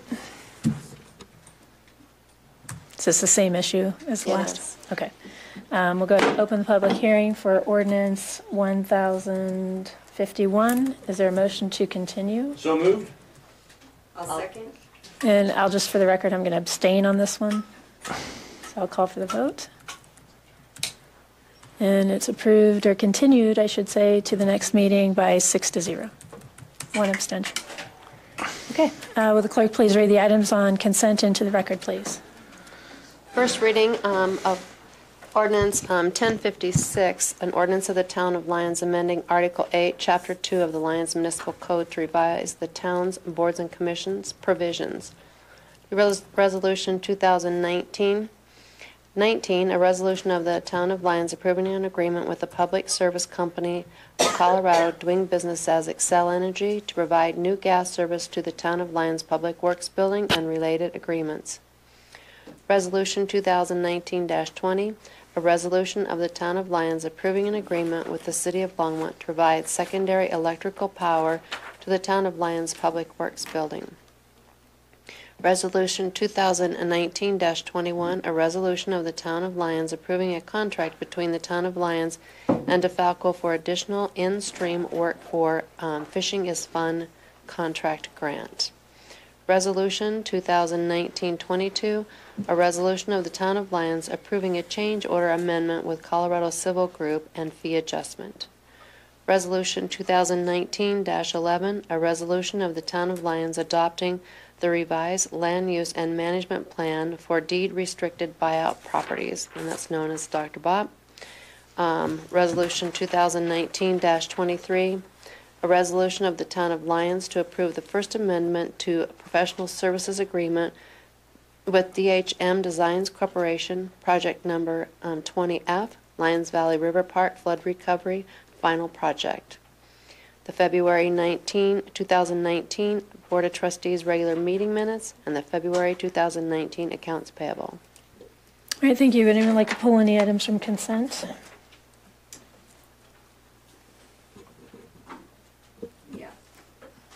Got me first. Sorry. Number 4, please. Okay, Resolution 2019-21. thank you.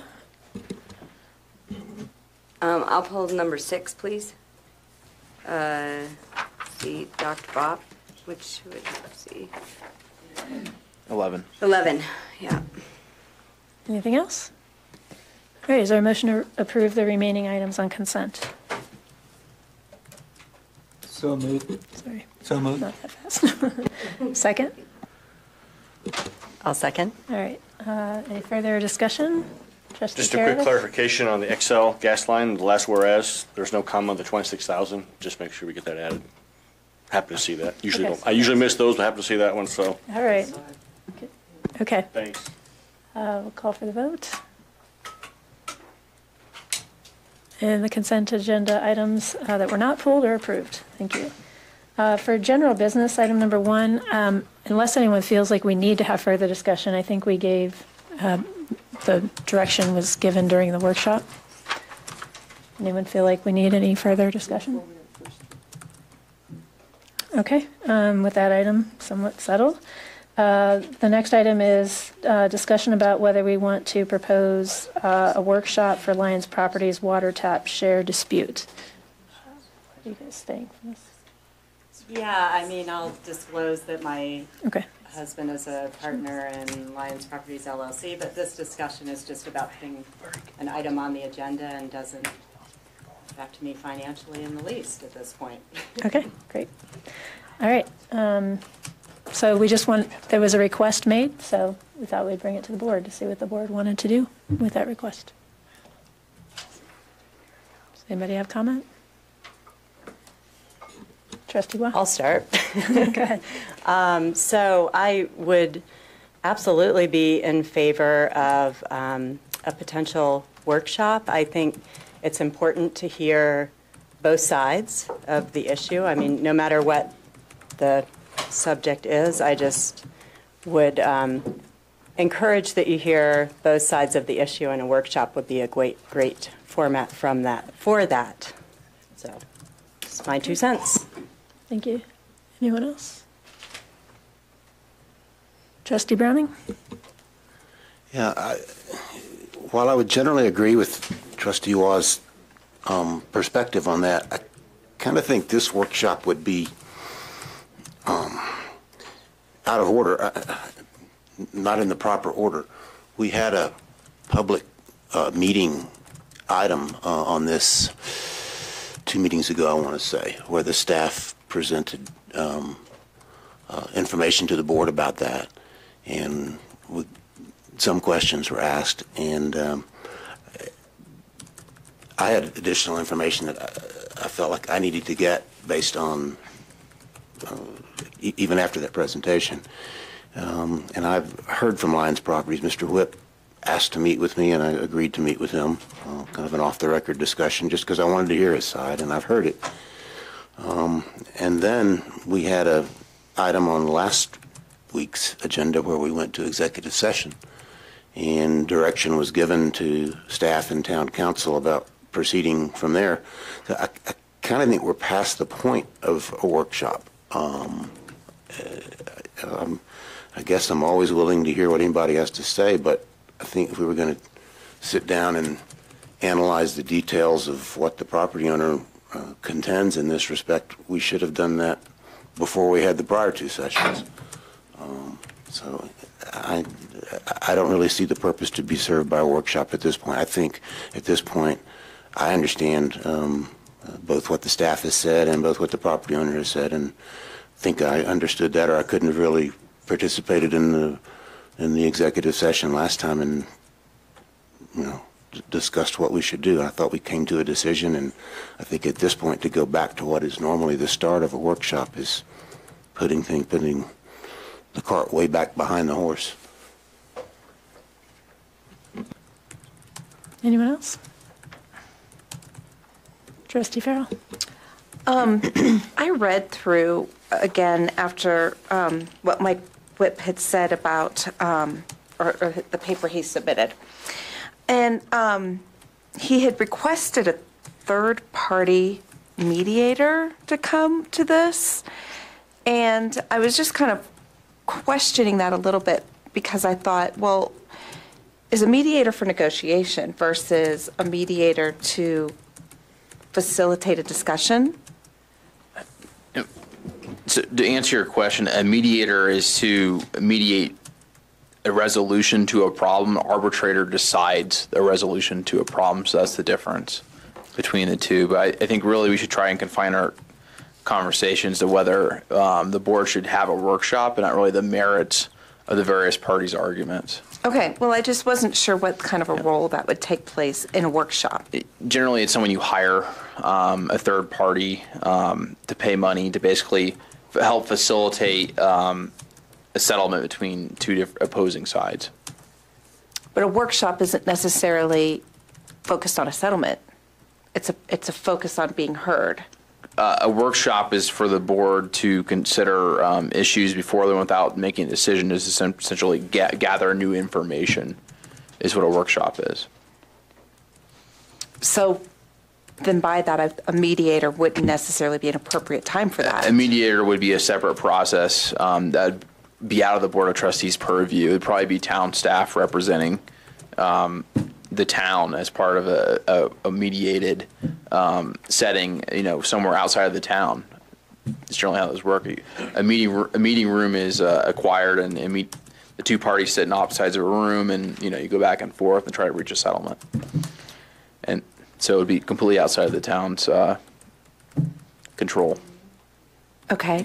So then my question was, when they came before us, when we were having, and they made a presentation on, over the summer, roughly, on the issues we had prior, what would be the difference between doing it that way, where they're just giving us a presentation versus it having to be done in a workshop? Before they were appealing a provision in the utility code, this would be yet another opportunity to present information to the board. It's just differently in format. Just a different format. I mean, before they were appealing the applicability of the Lionstown Code to them. So it was a adversarial, quasi-adversarial proceeding in which the town staff had a position and they had a position. This would simply be them presenting information to the board. Okay, thank you.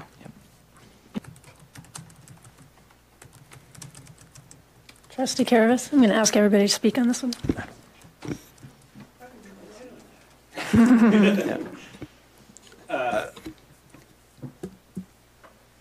I'm not actually seeing the true purpose of this, because it seems like we've discussed it, staff's been discussing it for many months, and as we've discussed delay tactics, by parties. There's been plenty of opportunity for the information they want to present, if they want to present anything, to staff. Staff has told us what's going on. They kept us informed. It's almost to the point of beating a dead horse. We just need to come to a solution of fulfilling a document that was signed by both parties. And I don't think having another workshop, more time committed, there's other issues going on in town that we still need to discuss and work on. I don't necessarily see the true need for it at this point. Mayor Pro Tem, or I'm sorry, Trustee Miller, and then Mayor Pro Tem.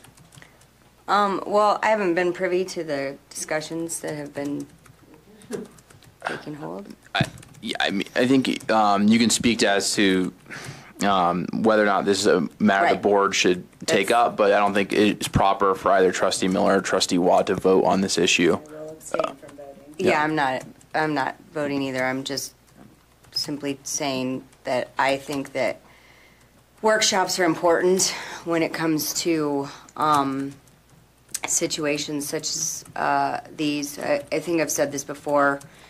When it comes to matters of the public and having an issue with the town, simply because they often don't get all their information heard to the board in certain situations. And so I think workshops are a good way for the public and the board to meet and hear both sides, the town and the board, to the town and the public to hear, you know what I'm saying, to be heard.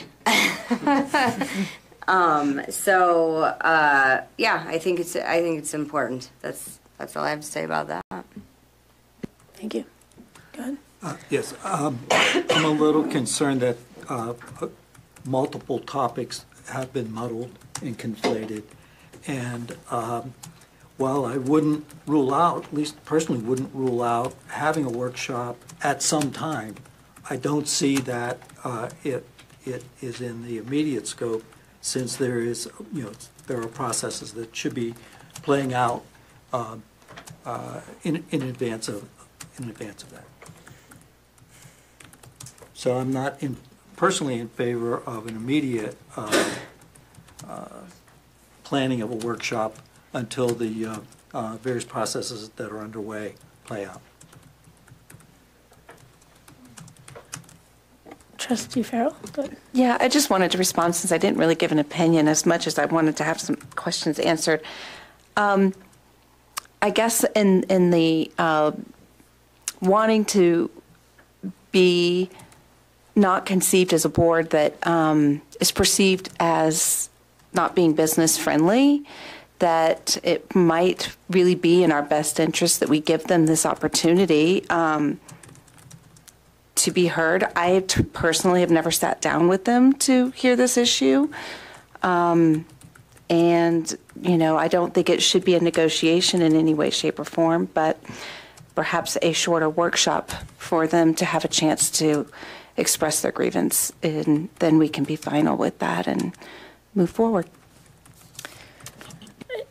I think this is challenging because I agree with the Mayor Pro Tem that we've got a couple different issues that have kind of become intertwined in some ways. But I think to Trustee Farrell's point is we're not all working from the same information. Whether we believe that there's something to resolve or not is not something we can actually determine unless we are all working from the same information. And that's my concern, is that we've had, not everyone has had that opportunity to hear it from the person who wants to present it. And so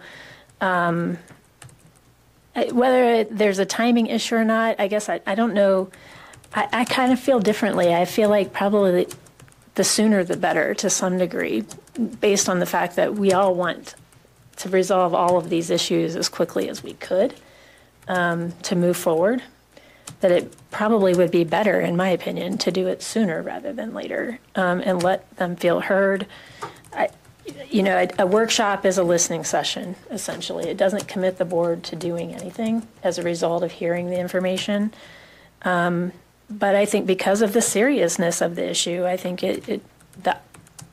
I don't think that, if we're being honest, the person who's asking for the workshop has not had an opportunity, and I understand the reluctance for individual board members to meet one-on-one in this case.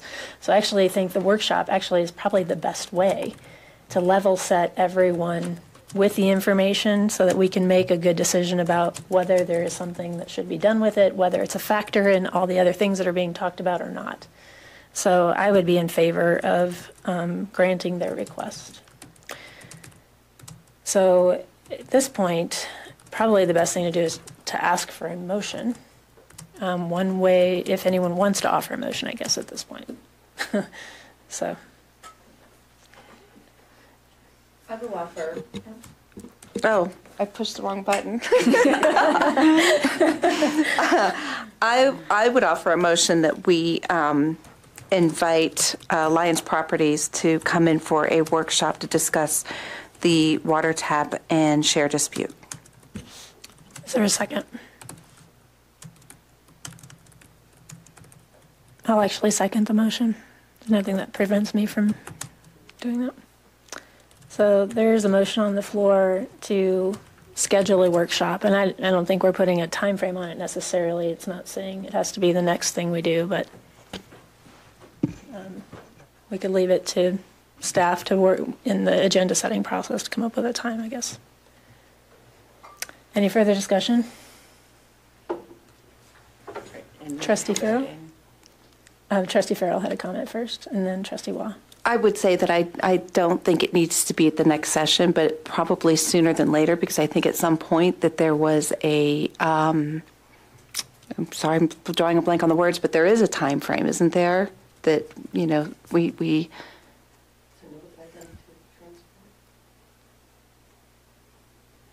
right. To answer your question without giving away too much, yes. Thank you. Yes. So I do think that we should make it sooner than later. It doesn't need to be the 18th. Any further discussion? Trustee Waugh, go ahead. Are you calling for a vote? Yes. I just want to publicly state that I'm abstaining from the vote. Okay. I also am abstaining from the vote. Thanks. Mayor Pro Tem? I just have, I'm sorry, I thought I hit the button, it didn't do anything. that the planning of a workshop does not change, in and of itself, does not change any timetables or other plans. Is that everyone's understanding? That would be mine. I mean. That'd be my understanding unless directed otherwise. Thank you. All right, if there's no further discussion, we'll call for the vote. So the vote carries 3-2 with 2 abstentions. Okay, all right. We'll move on to the items removed from consent. I'm sorry, Trustee Waugh? I'm not sure if this is the right time, but I did want to bring up Dan Greenberg's item and maybe put that on the next agenda for discussion. I think you can just ask me to do that without. Okay, and then we put it on. I asked for clarification on this because Okay. I was confused. So you can simply ask me to put that on another agenda. Thank you. Thank you. Yes, Trustee Farrell. So, because I'm still a little unclear on timing, since we're under general business right now, if there are some subjects that I would be like to consider for the agenda, is this the time to bring it up, or do I do it? Just to add some clarity to this process, there is to be no vote on or discussion on what future agenda items you want. You either privately can send them to the mayor or the town administrator, put on a future agenda, or you could introduce them now or during trustee reports.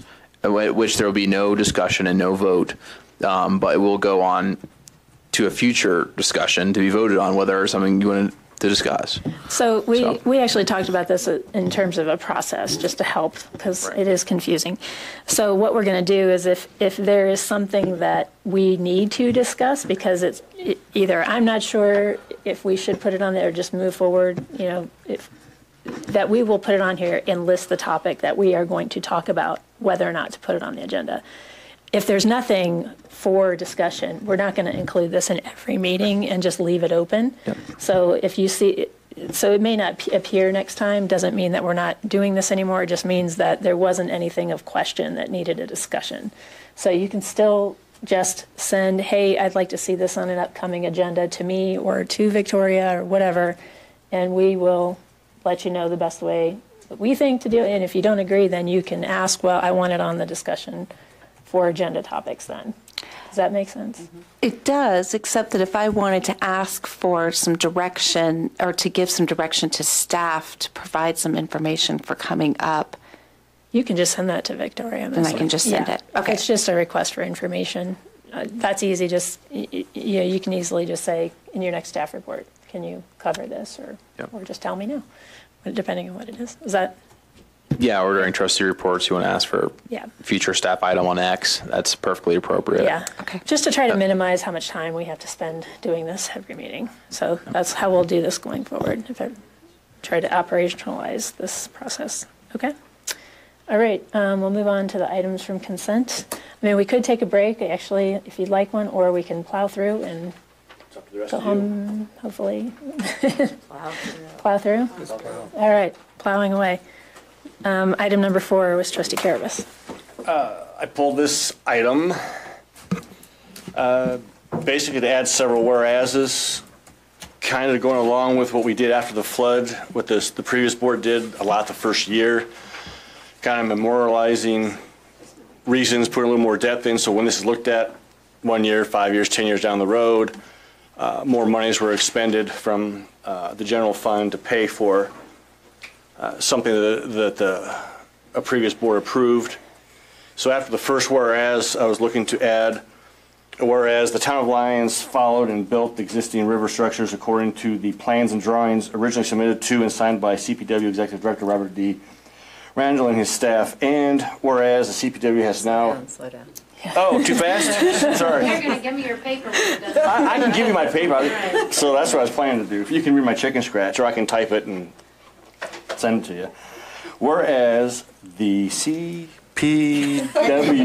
has now decided not to approve these their design and structures as built, and therefore withhold payment of grant monies to the town of Lyons. And whereas the townspeople of Lyons are expected to pay for CPW's additional requirements in order to receive CPW's original grant dollars as awarded to the town of Lyons for this project, and then continue on.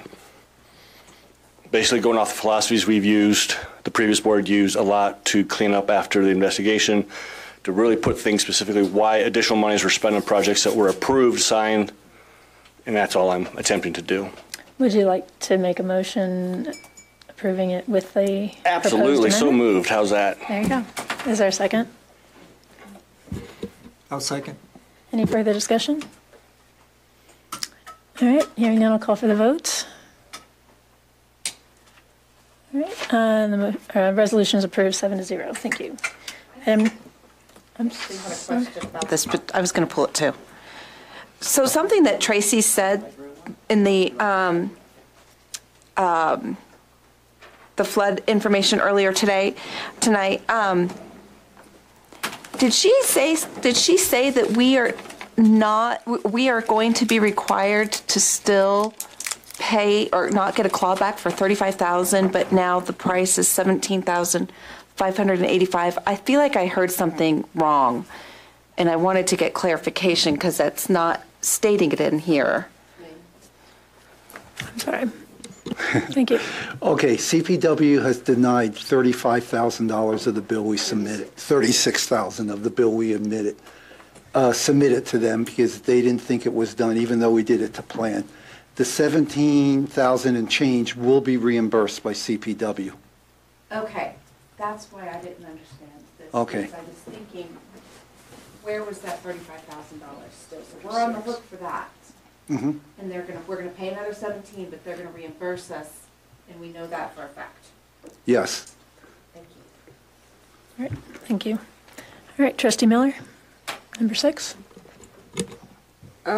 Yeah, I just had questions about, the Martin parcel piece that's in here.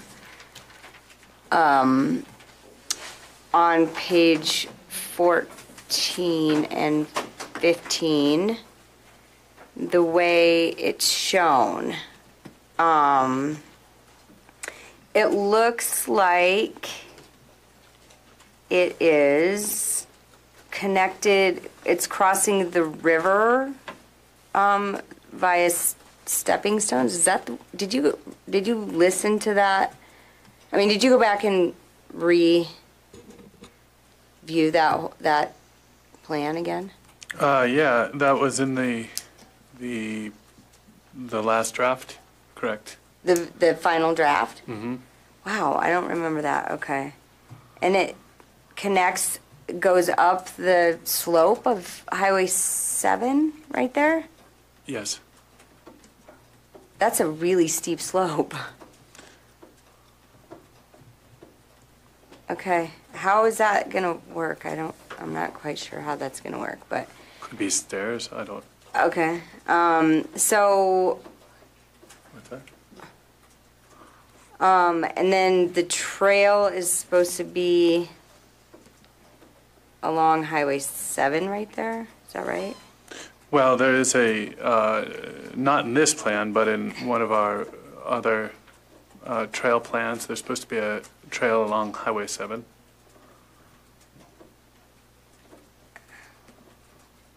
Okay, because it looks like on page, what is it, 41? 41. It was.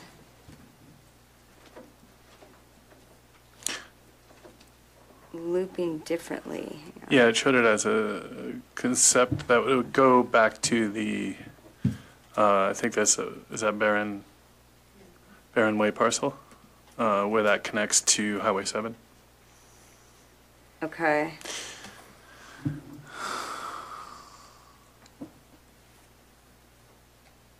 And isn't that private property, right? This is just a very confusing document to me.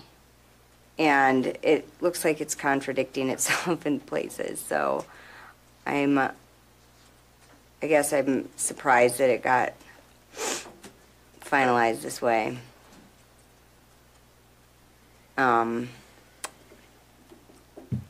It's kind of unfortunate, but I guess at this point, who's putting the signage up? Boulder County would. Boulder County is? Yeah, well, they would as soon as the trail is developed. Okay. The loop through Martin. And we have money from CDOT for the trails. Is that correct? I don't know that there's any money for the trails at this point. Because CDOT had said that Highway 7, isn't that correct? That, yeah. We have said we would like it included. They don't have money for a trail at this point, is my understanding. They're trying not to preclude a trail with their design. That is our request, but they don't have money to put in a trail. At one point, they said they may. Now there's a different answer. Okay, I thought they changed the answer again, but. Well, it's because It's because their funding is very flexible. Right now, it could be between 22 million and 40 million for Highway 7. Okay. So if it's the high end, I think, they'll probably look at it. But their priorities lie within stream bank stabilization and roadway improvements first. Mhm. So it depends on their funding. Okay. But they know we want it restored. And we'll attend and give public input where we can on that. All right, thanks. Any other questions? Trustee Browning? Yes, I had several questions about the Dr. Bott plan too. I was going to pull it if Trustee Miller hadn't. I guess the Martin parcel first. Where do we stand with Boulder County on that? With Boulder County on the Martin, the Right. transfer of the Martin Right. parcel, they are processing the transfer. I think Administrator Simonson requested that the Boulder County initiate that transfer for us because we didn't have all the capacity to do it. Is that right? Well, kind of. We Something have it along on the that. list to, they're eager to get it transferred to us, and on our list of legal action needing to be taken, it's going to take a while. So they just offered that they have attorneys on staff that can draft it for our review to start the process. So we take them up on that. So we received approval from FEMA, and that was probably in November of last year. And we just it hadn't filtered to the top of our priority. Okay, so that was the holdup for a long time because this has been in the works for a couple of years, right? Correct. Oh, I mean, we had requested Boulder County indicated they were willing to convey it to us, and we'd said we wanted it. correct. And we'd been discussing, but the holdup was FEMA approval. And then we got and now we got approval. And that got approved in November. And now we're going to approve the plan, So- and they're going to draft the agreement. We requested Boulder County, I think it was in January, that they help us with it. I think it was just the last Laura meeting when she was here, we talked about it. Was it? February. Okay. Maybe February. So, okay, so we're waiting for Boulder County to draft legal documents and send them to us, so we're going to send them a drafter. And if- I'm just curious. Yeah. Okay. We should add that to our list. This, as was stated during audience business, I did see some inconsistency between different pages on whether there was supposed to be an access trail connecting Bone Park to County Road 69, but there's one map that shows a black line without any kind of a label on it. So does that envision that there will be a trail? The text indicates there will be a trail. Okay. It wasn't shown on the main plan because it wasn't intended to be a main trail. It was intended to be a connectivity that would allow for locals only, and we're going to work to install signs for no parking.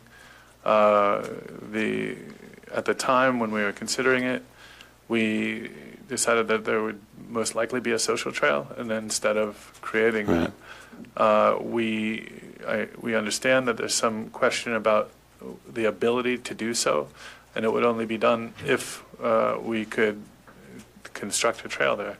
Okay.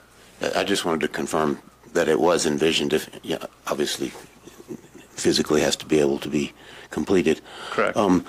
Another question I had about that same potential trail was the sign wording of local access only. I don't understand that. I mean, if the issue here is that whoever would use that trail, we want to be careful about them not going on to the neighbor's private property. Mm-hmm. In most other places around town where we have that issue, both sides, I think, of Meadow Park, for example, the usual sign you see is private property, no trespassing.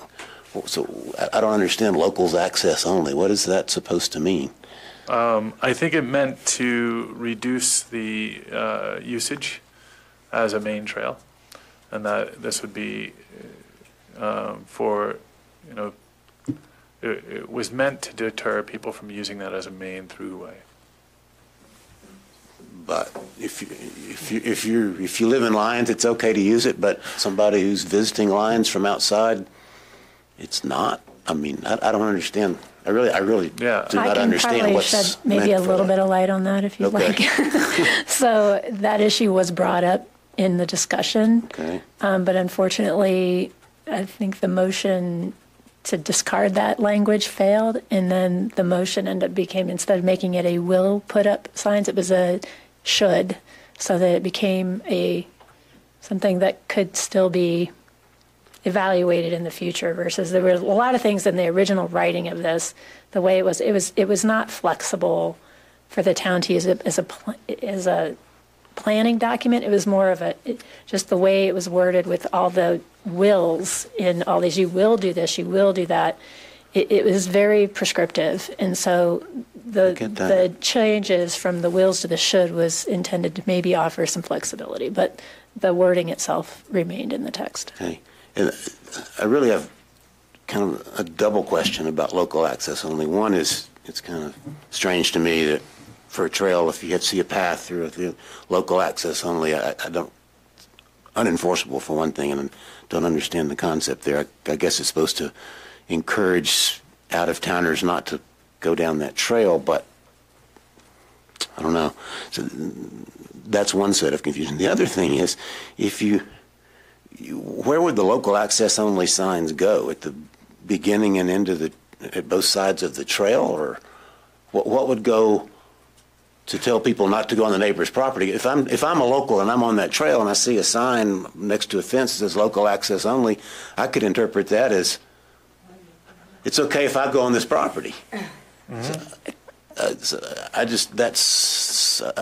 don't think those signs are sufficient. Number one, I think they're confusing, and number two, you ought to at least, if you're trying to protect the neighbor's property, you have, private property, no trespassing signs there. Well, if this was, this wouldn't be on the neighbor's property. This would only be placed on the Martin parcel. Okay, but I mean, like, if you're walking on the Crescent But still, property I at Park, it says, don't go to the river there, because it says no trespassing private property. So I just have concerns about that signage. I really do. And then the map that's in there that shows the little really unlabeled dark gray line does seem to me to curl on the end of that line next to the river to look like it's going on private property. I think I would really like to see that portion of the map corrected, where that line would at least go to the riverbank. And that kind of begs the question of whether access to the riverbank to County Road 69 is doable. I've been out there and walked it, and I think it is, but I sure don't think we ought to show a map that would give any indication that the trail was going to end on private property. Agreed.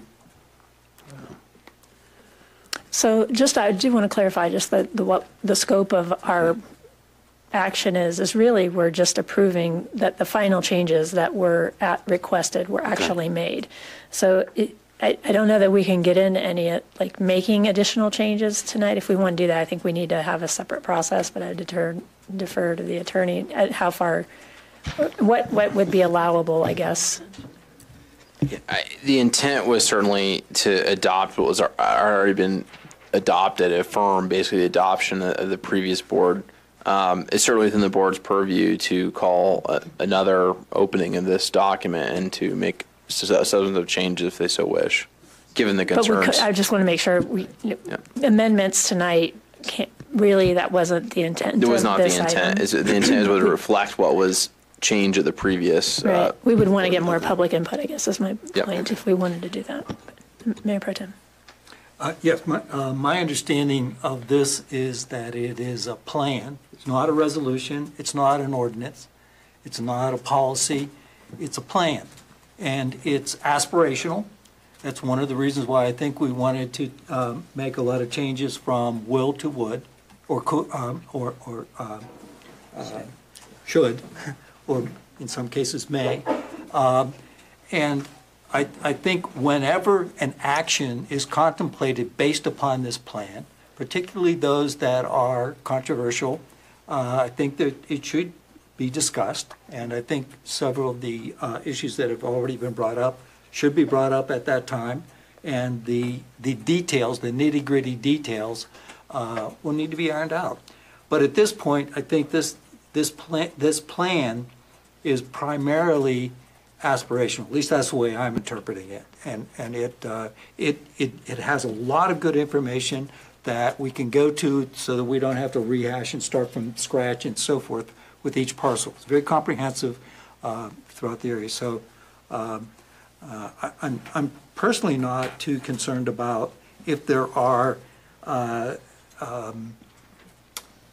controversial issues that are with a should or a may, because those things, prior to any action being taken, I believe will come up for discussion before the board in any event. Or would at least be a part of an administrative action that would be reported to the board and made public.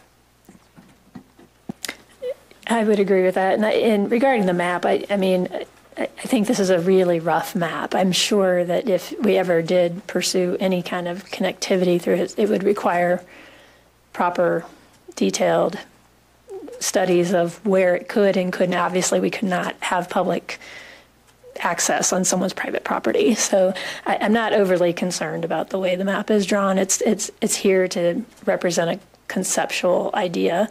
I would agree with the Mayor Pro Tem, and I'm comfortable approving this tonight. Trustee Caravas?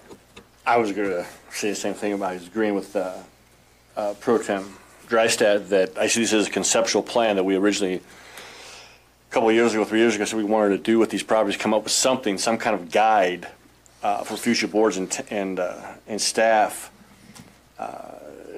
to, as funds come available, as we all know, those of us who have worked in the budgets, that funds aren't available. But the question, as this discussion has come up, though, does bring up a question to staff or to this board or anybody. We see this, or I see this, and I think the mayor just said, we see this as a conceptual plan kind of to build off of, move forward. Say one of the properties, part of the trails, I think it was indicated that a main access trail through the confluence area should be the first thing done. What's going to start that? Is that Parks and Rec doing that? Is that staff doing that to begin the process? And how does that start? Do we pull permits for ourselves on our own property so there is discussion, public input? Does that go through parks? So how will we? All of the above. All of the above. So there'll be plenty of ample time for anybody to go who maybe once agreed with certain lots. Yeah, I want to do that, that's a good idea. And all of a sudden come up now, go, oh, hell no. Okay. Because I will reiterate, I looked at, just to implement some of the basics, we're looking at a $2.2 million cost. That was when this was done a couple of years ago. As we all know, the Front Range is growing, so I added a percentage to that. We're upwards of $2.5 million plus maintenance of $100,000 a year, depending.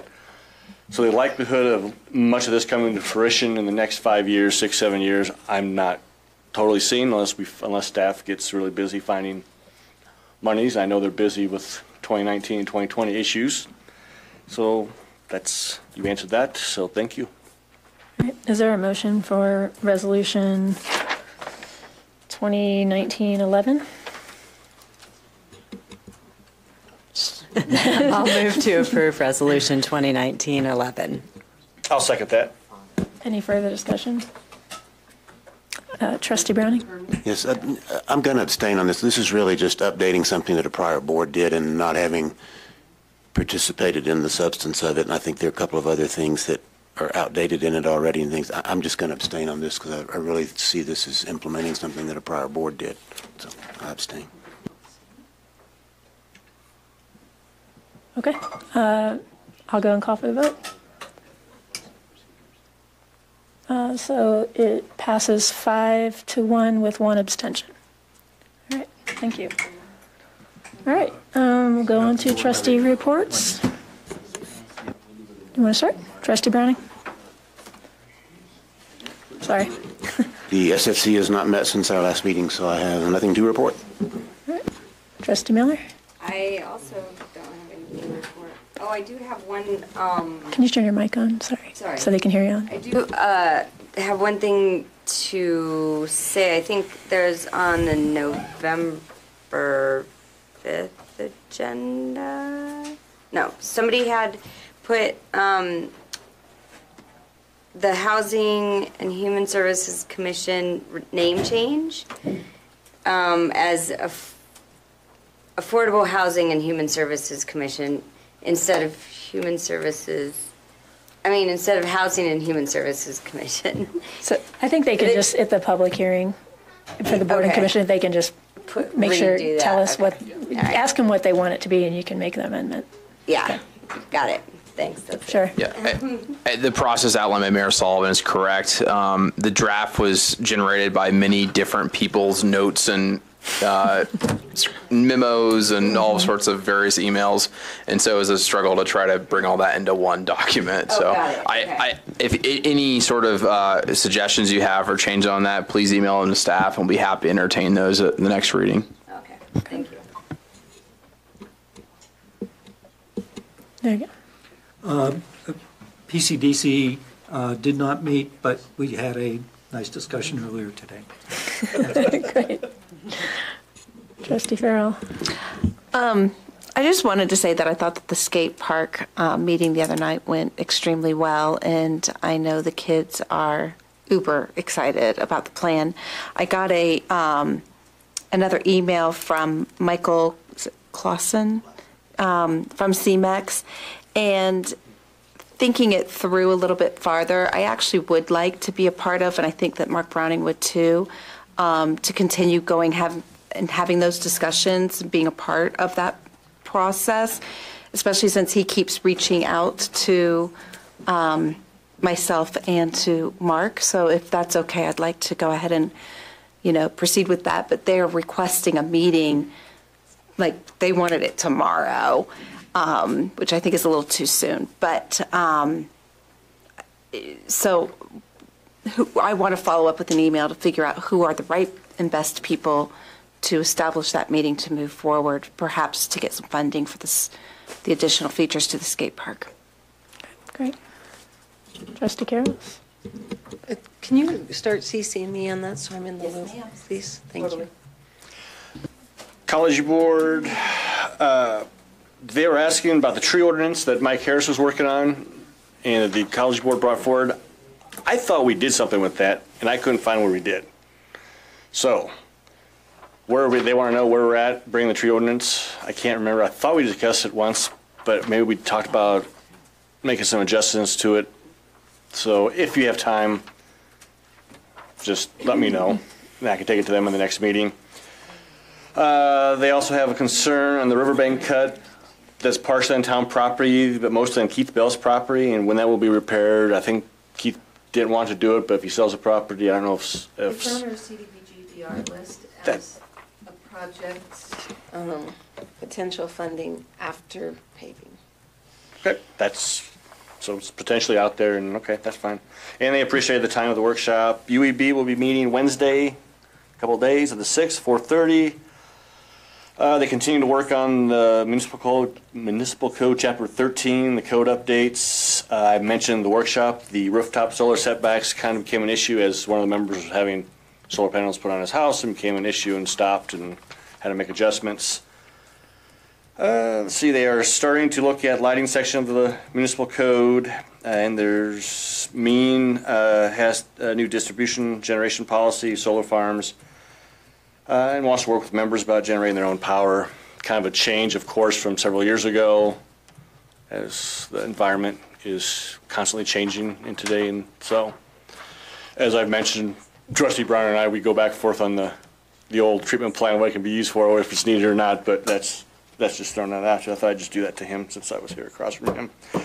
Possible add to an agenda item. I can send an email, but I'm just going to use the old-fashioned way. Anytime mayor or staff wanted to think about it. We've had plenty of discussions, different groups about the river and its water quality. Well, Apple Valley sits on septic systems that dump straight into the water table. So I would love to see us at some point discuss, if this board wants to, opening up discussions with Boulder County to possibly look at ridding Apple Valley of septic systems and doing something else with that, possibly on a very short timeline, just because we have no idea what's going into those septic systems and what's slowly trickling out in the field, the septic field. So just an idea. And it came up again today. We had it with the emergency water issue. Things not getting reported, coming to us on emails, on the agendas, certain things not popping up. I've just noticed over the last several months it's really picked up. I don't know. That's something we can be more careful of. The emergency water issue, the board in January said it was an emergency for the water shares. We passed it as emergency. All of a sudden it doesn't count because just something wasn't notified. Workshop, documents weren't sent. This person said they were sent. We didn't have access to them. It's kind of been going on for a while, so I know you guys are busy. I don't know if it's a new outlook. Don't know, but something, people want to come and talk about things that may not be in the packet, may not. So just kind of watch it if we can, help us. Yeah. I have no idea how to check that because I don't know. Mayor's forced me to become more computer literate since she went for no paper, so. Okay, Trustee Ma. I'm just going to start calling it the Economic Vitality Group now that the grant is gone. It's in writing. Yes. They haven't met, actually, but we are meeting on Thursday, so I'll have more to report after that. I did find one member for the revolving loan fund, and I think Kim is getting her in touch with the right people to get her on board, so we'll see about that. And then I have another potential member I just have to follow up with that I think will also join. And I am meeting with a potential member, new member for the Economic Vitality Group on Wednesday, so hopefully that will be another person we are recruiting on the economic development side of things. And yeah, I would like to entertain the idea that Dan Greenberg brought up to do a moratorium on building permits after a disaster and take care of that while we're not in disaster mode. I thought that was a fantastic idea. So, you know, nothing urgent to get on the agenda for discussion, but I would like to discuss that. That's it. All right, great. I don't really have anything from committees or anything like that, but I have a lot of just things for us to think about. Number one, I would like to ask that we send from the board, and I can help draft it if needed, a letter to both senators thanking them for securing the funding for Highway 7. I think that they both work together in a bipartisan way, and I think it just hopefully we will have some input too into the section that intersects with Lyons. So I think just sending a nice letter would, we don't say thank you enough for the things that they do. And then I also think the board, if you're open to it, I think we're at our 1 year mark next month, maybe having another strategic planning session before we start budgeting to kind of think it through. Our second year, it goes fast. And so if we want to toss around some dates, maybe sometime around the end of April or May, probably be a good time to do that. So I'll let staff kind of look at the calendar and maybe you can propose some possible dates. Okay. I did maybe at the next meeting, if we could get an update on just the electric rebate for the utility and kind of where we're at with that. I also have a meeting coming up in a couple of weeks. Dr. Haddad from St. Vrain Valley School District gets the mayors together from all the schools or from all the communities in the district. And we have a meeting and just talk about what's going on, and they share some plans of what they have going on, and we can bring things up. So I'm going to bring up the pedestrian bridge and let them know that if they would like to help us with any of those funding matches. That would be great. Or help fundraising something, maybe a joint fundraising effort or something like that. Maybe also our, what's that document called? The share. Yeah. The St. Vrain, It's the portion that. Housing New Start portion. They're asking the us IGA. They're asking us to update it again. We never did it the last time, so we haven't had one. Okay, we can talk about You might ask that with them. And other communities how they're dealing with that, because we are all so different. And we can't really expand like they can. Mhm. I mean, we're not really like Meade and Firestone and those places, so. Yep, we can put that on the, I can add that to my list of things to bring up. Yeah, we've got, I mean, I think some of these other agenda items are very doable. We'll work with staff. So that's all I have. Is there a summary of action items you want to run through? Sure. We're going to, I'm going to check on our IGA to make sure the timing on our IGA with both the county and our CMAX IGA. And if there's anything in there indicating the comp plan should come first, just so we have that information. Short-term rental update, this was information Greg brought up, and kind of coming up with a survey on how it's going, number of licenses, lessons learned, kind of just a synopsis of how that is going after a year. Potentially reaching out to CDOT to see if they would be interested in funding a transportation study. We're going to be doing a lot of off-leash dog enforcement and education throughout March.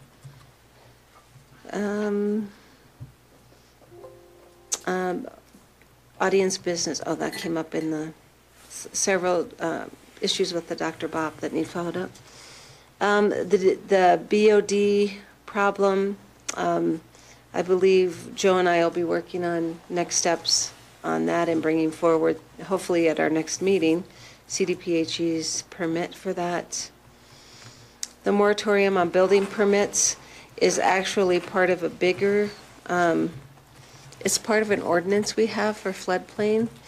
And instead of just doing that one line, the state is requesting everyone update their entire ordinances with the new champ maps and adopt those. So it is a little bigger than just the moratorium, unless you want us to just bring that forward for now while we work on the other updates. But we need to have major modifications to that whole ordinance. Will that come before the end of this term, do you think? It should. We're hearing that the champ map should be adopted this summer. There was some communication online right now about who has adopted them and who hasn't, and inconsistencies between communities. So I have a feeling we're going to be requested to adopt them sooner than later. But just so you know that, I'm more than happy to bring forward the moratorium, but it is a broader issue of the entire ordinance. Add the two whereases to the CPW resolution. And then trustee reports, we had a lot. Reaching out to Mr. Clausen with CMAX, status of the tree ordinance update. The septic connections, I have some older information I'll give you. We did price out what it would cost to put them on municipal sewer. And the cost, because homes sit on such large acreages, the price per property was so immense. I'm aware. Okay. I'm just asking to come to this board if we want to discuss it. Okay. That's all. So we do have some older information. I think it was pre-flood information, actually, or immediately post-flood, but it wasn't very financially reasonable. But that's on the list. We can bring that forward. Drafting letters to the senators regarding thanking them for funding for Highway 7. Trying to find a time for strategic planning in May. I'm going to say May just because I'd like the new finance person to be involved. And then get an update on the electric rebate. And I think scheduling the workshop. Scheduling the workshop. And so do we want that as a special meeting? Because our next two workshops were already booked. And it needs to be done sooner than later. So what needs to be done sooner than later? Having the workshop needs to be done okay. in the next couple of weeks. Why don't you look at some possible dates and talk with them about their availability so that we don't schedule something they're not available? And this would only be a workshop for them to present, not staff, not all. Okay. I don't know. It shouldn't. It should not be an adversarial. Well, not adversarial. Yeah. I mean, I'm just concerned that there be a back and forth, which is not something that I think it's in either party's interest to get into at this stage. I think simply presenting of new information, listening session, and reacting as we see fit following that discussion. And I think that's what's been requested, so I think that would meet the expectations. And then the other thing would be following up on the boundary description Hmm. ASAP, so that we can move forward with some closing dates with Mr. Tamburello. Back to the workshop for a second. It wouldn't have to be the entire time of the workshop, right? So in other words, if there are other workshop things planned, is it possible to have two items in the, If you want to time limit it, but otherwise, I would guess they'll. Set a hard time limit. That's within the discretion of the Board of Trustees Sure. to give them I whatever. think the next workshop already has 2 items. It does, And and the then, I next don't know one what's has the two. one following that, the April one? It's the. And that has St. Rain Valley. Oh, Save Our South St. Rain? Okay. Could we bump them or just plan to give maybe a 30-minute time frame for the workshop? The drone workshop is my item, Oh, right. and I would be happy to move that back to whenever times. I don't think it's a pressing matter for the We town. replace that with the dog enforcement. Oh, yeah, because if they're going to bring forward new an codes ordinance, that I they think we want need to adopted. workshop the, I mean, I think it would be in the town's interest to do this workshop if it wishes to have it as quickly as possible. We'll work on it. I would, Or if we limit to 30 minutes? I think, let's work with them on dates and figure out what is available. And then, I mean, I think if we have close to 2 hours for a workshop, I think we can either work it in with something else or, we don't have 5 Mondays, unfortunately, this month. Sometimes that's handy. Next month. We do, but that wouldn't hit until the end of April. So let's reach out to them and at least let them know the decision and see if they can propose some dates and figure out how to work that in. If there's a way to do it on the 18th, I don't know if the UEB's issue is pressing. To them it is. I mean, it could be that we have to ask the UEB to wait one meeting. Or they come in to present. Huh? What is? It's street light, secondary power, and solar regulations. They have Is 3 that- items they'd is like that to urgent? propose. I mean, are we out of compliance with the meeting? That's what you said. Karen's already seen the agenda. I don't think they haven't said anything to me about being out of compliance or anything. It was just. Well, maybe we can check with Aaron and see how they feel about pushing theirs back maybe 1 week, and we push everybody back a week.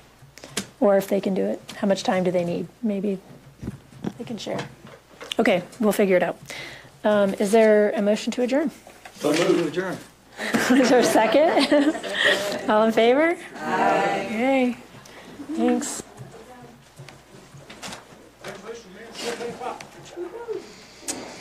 Okay.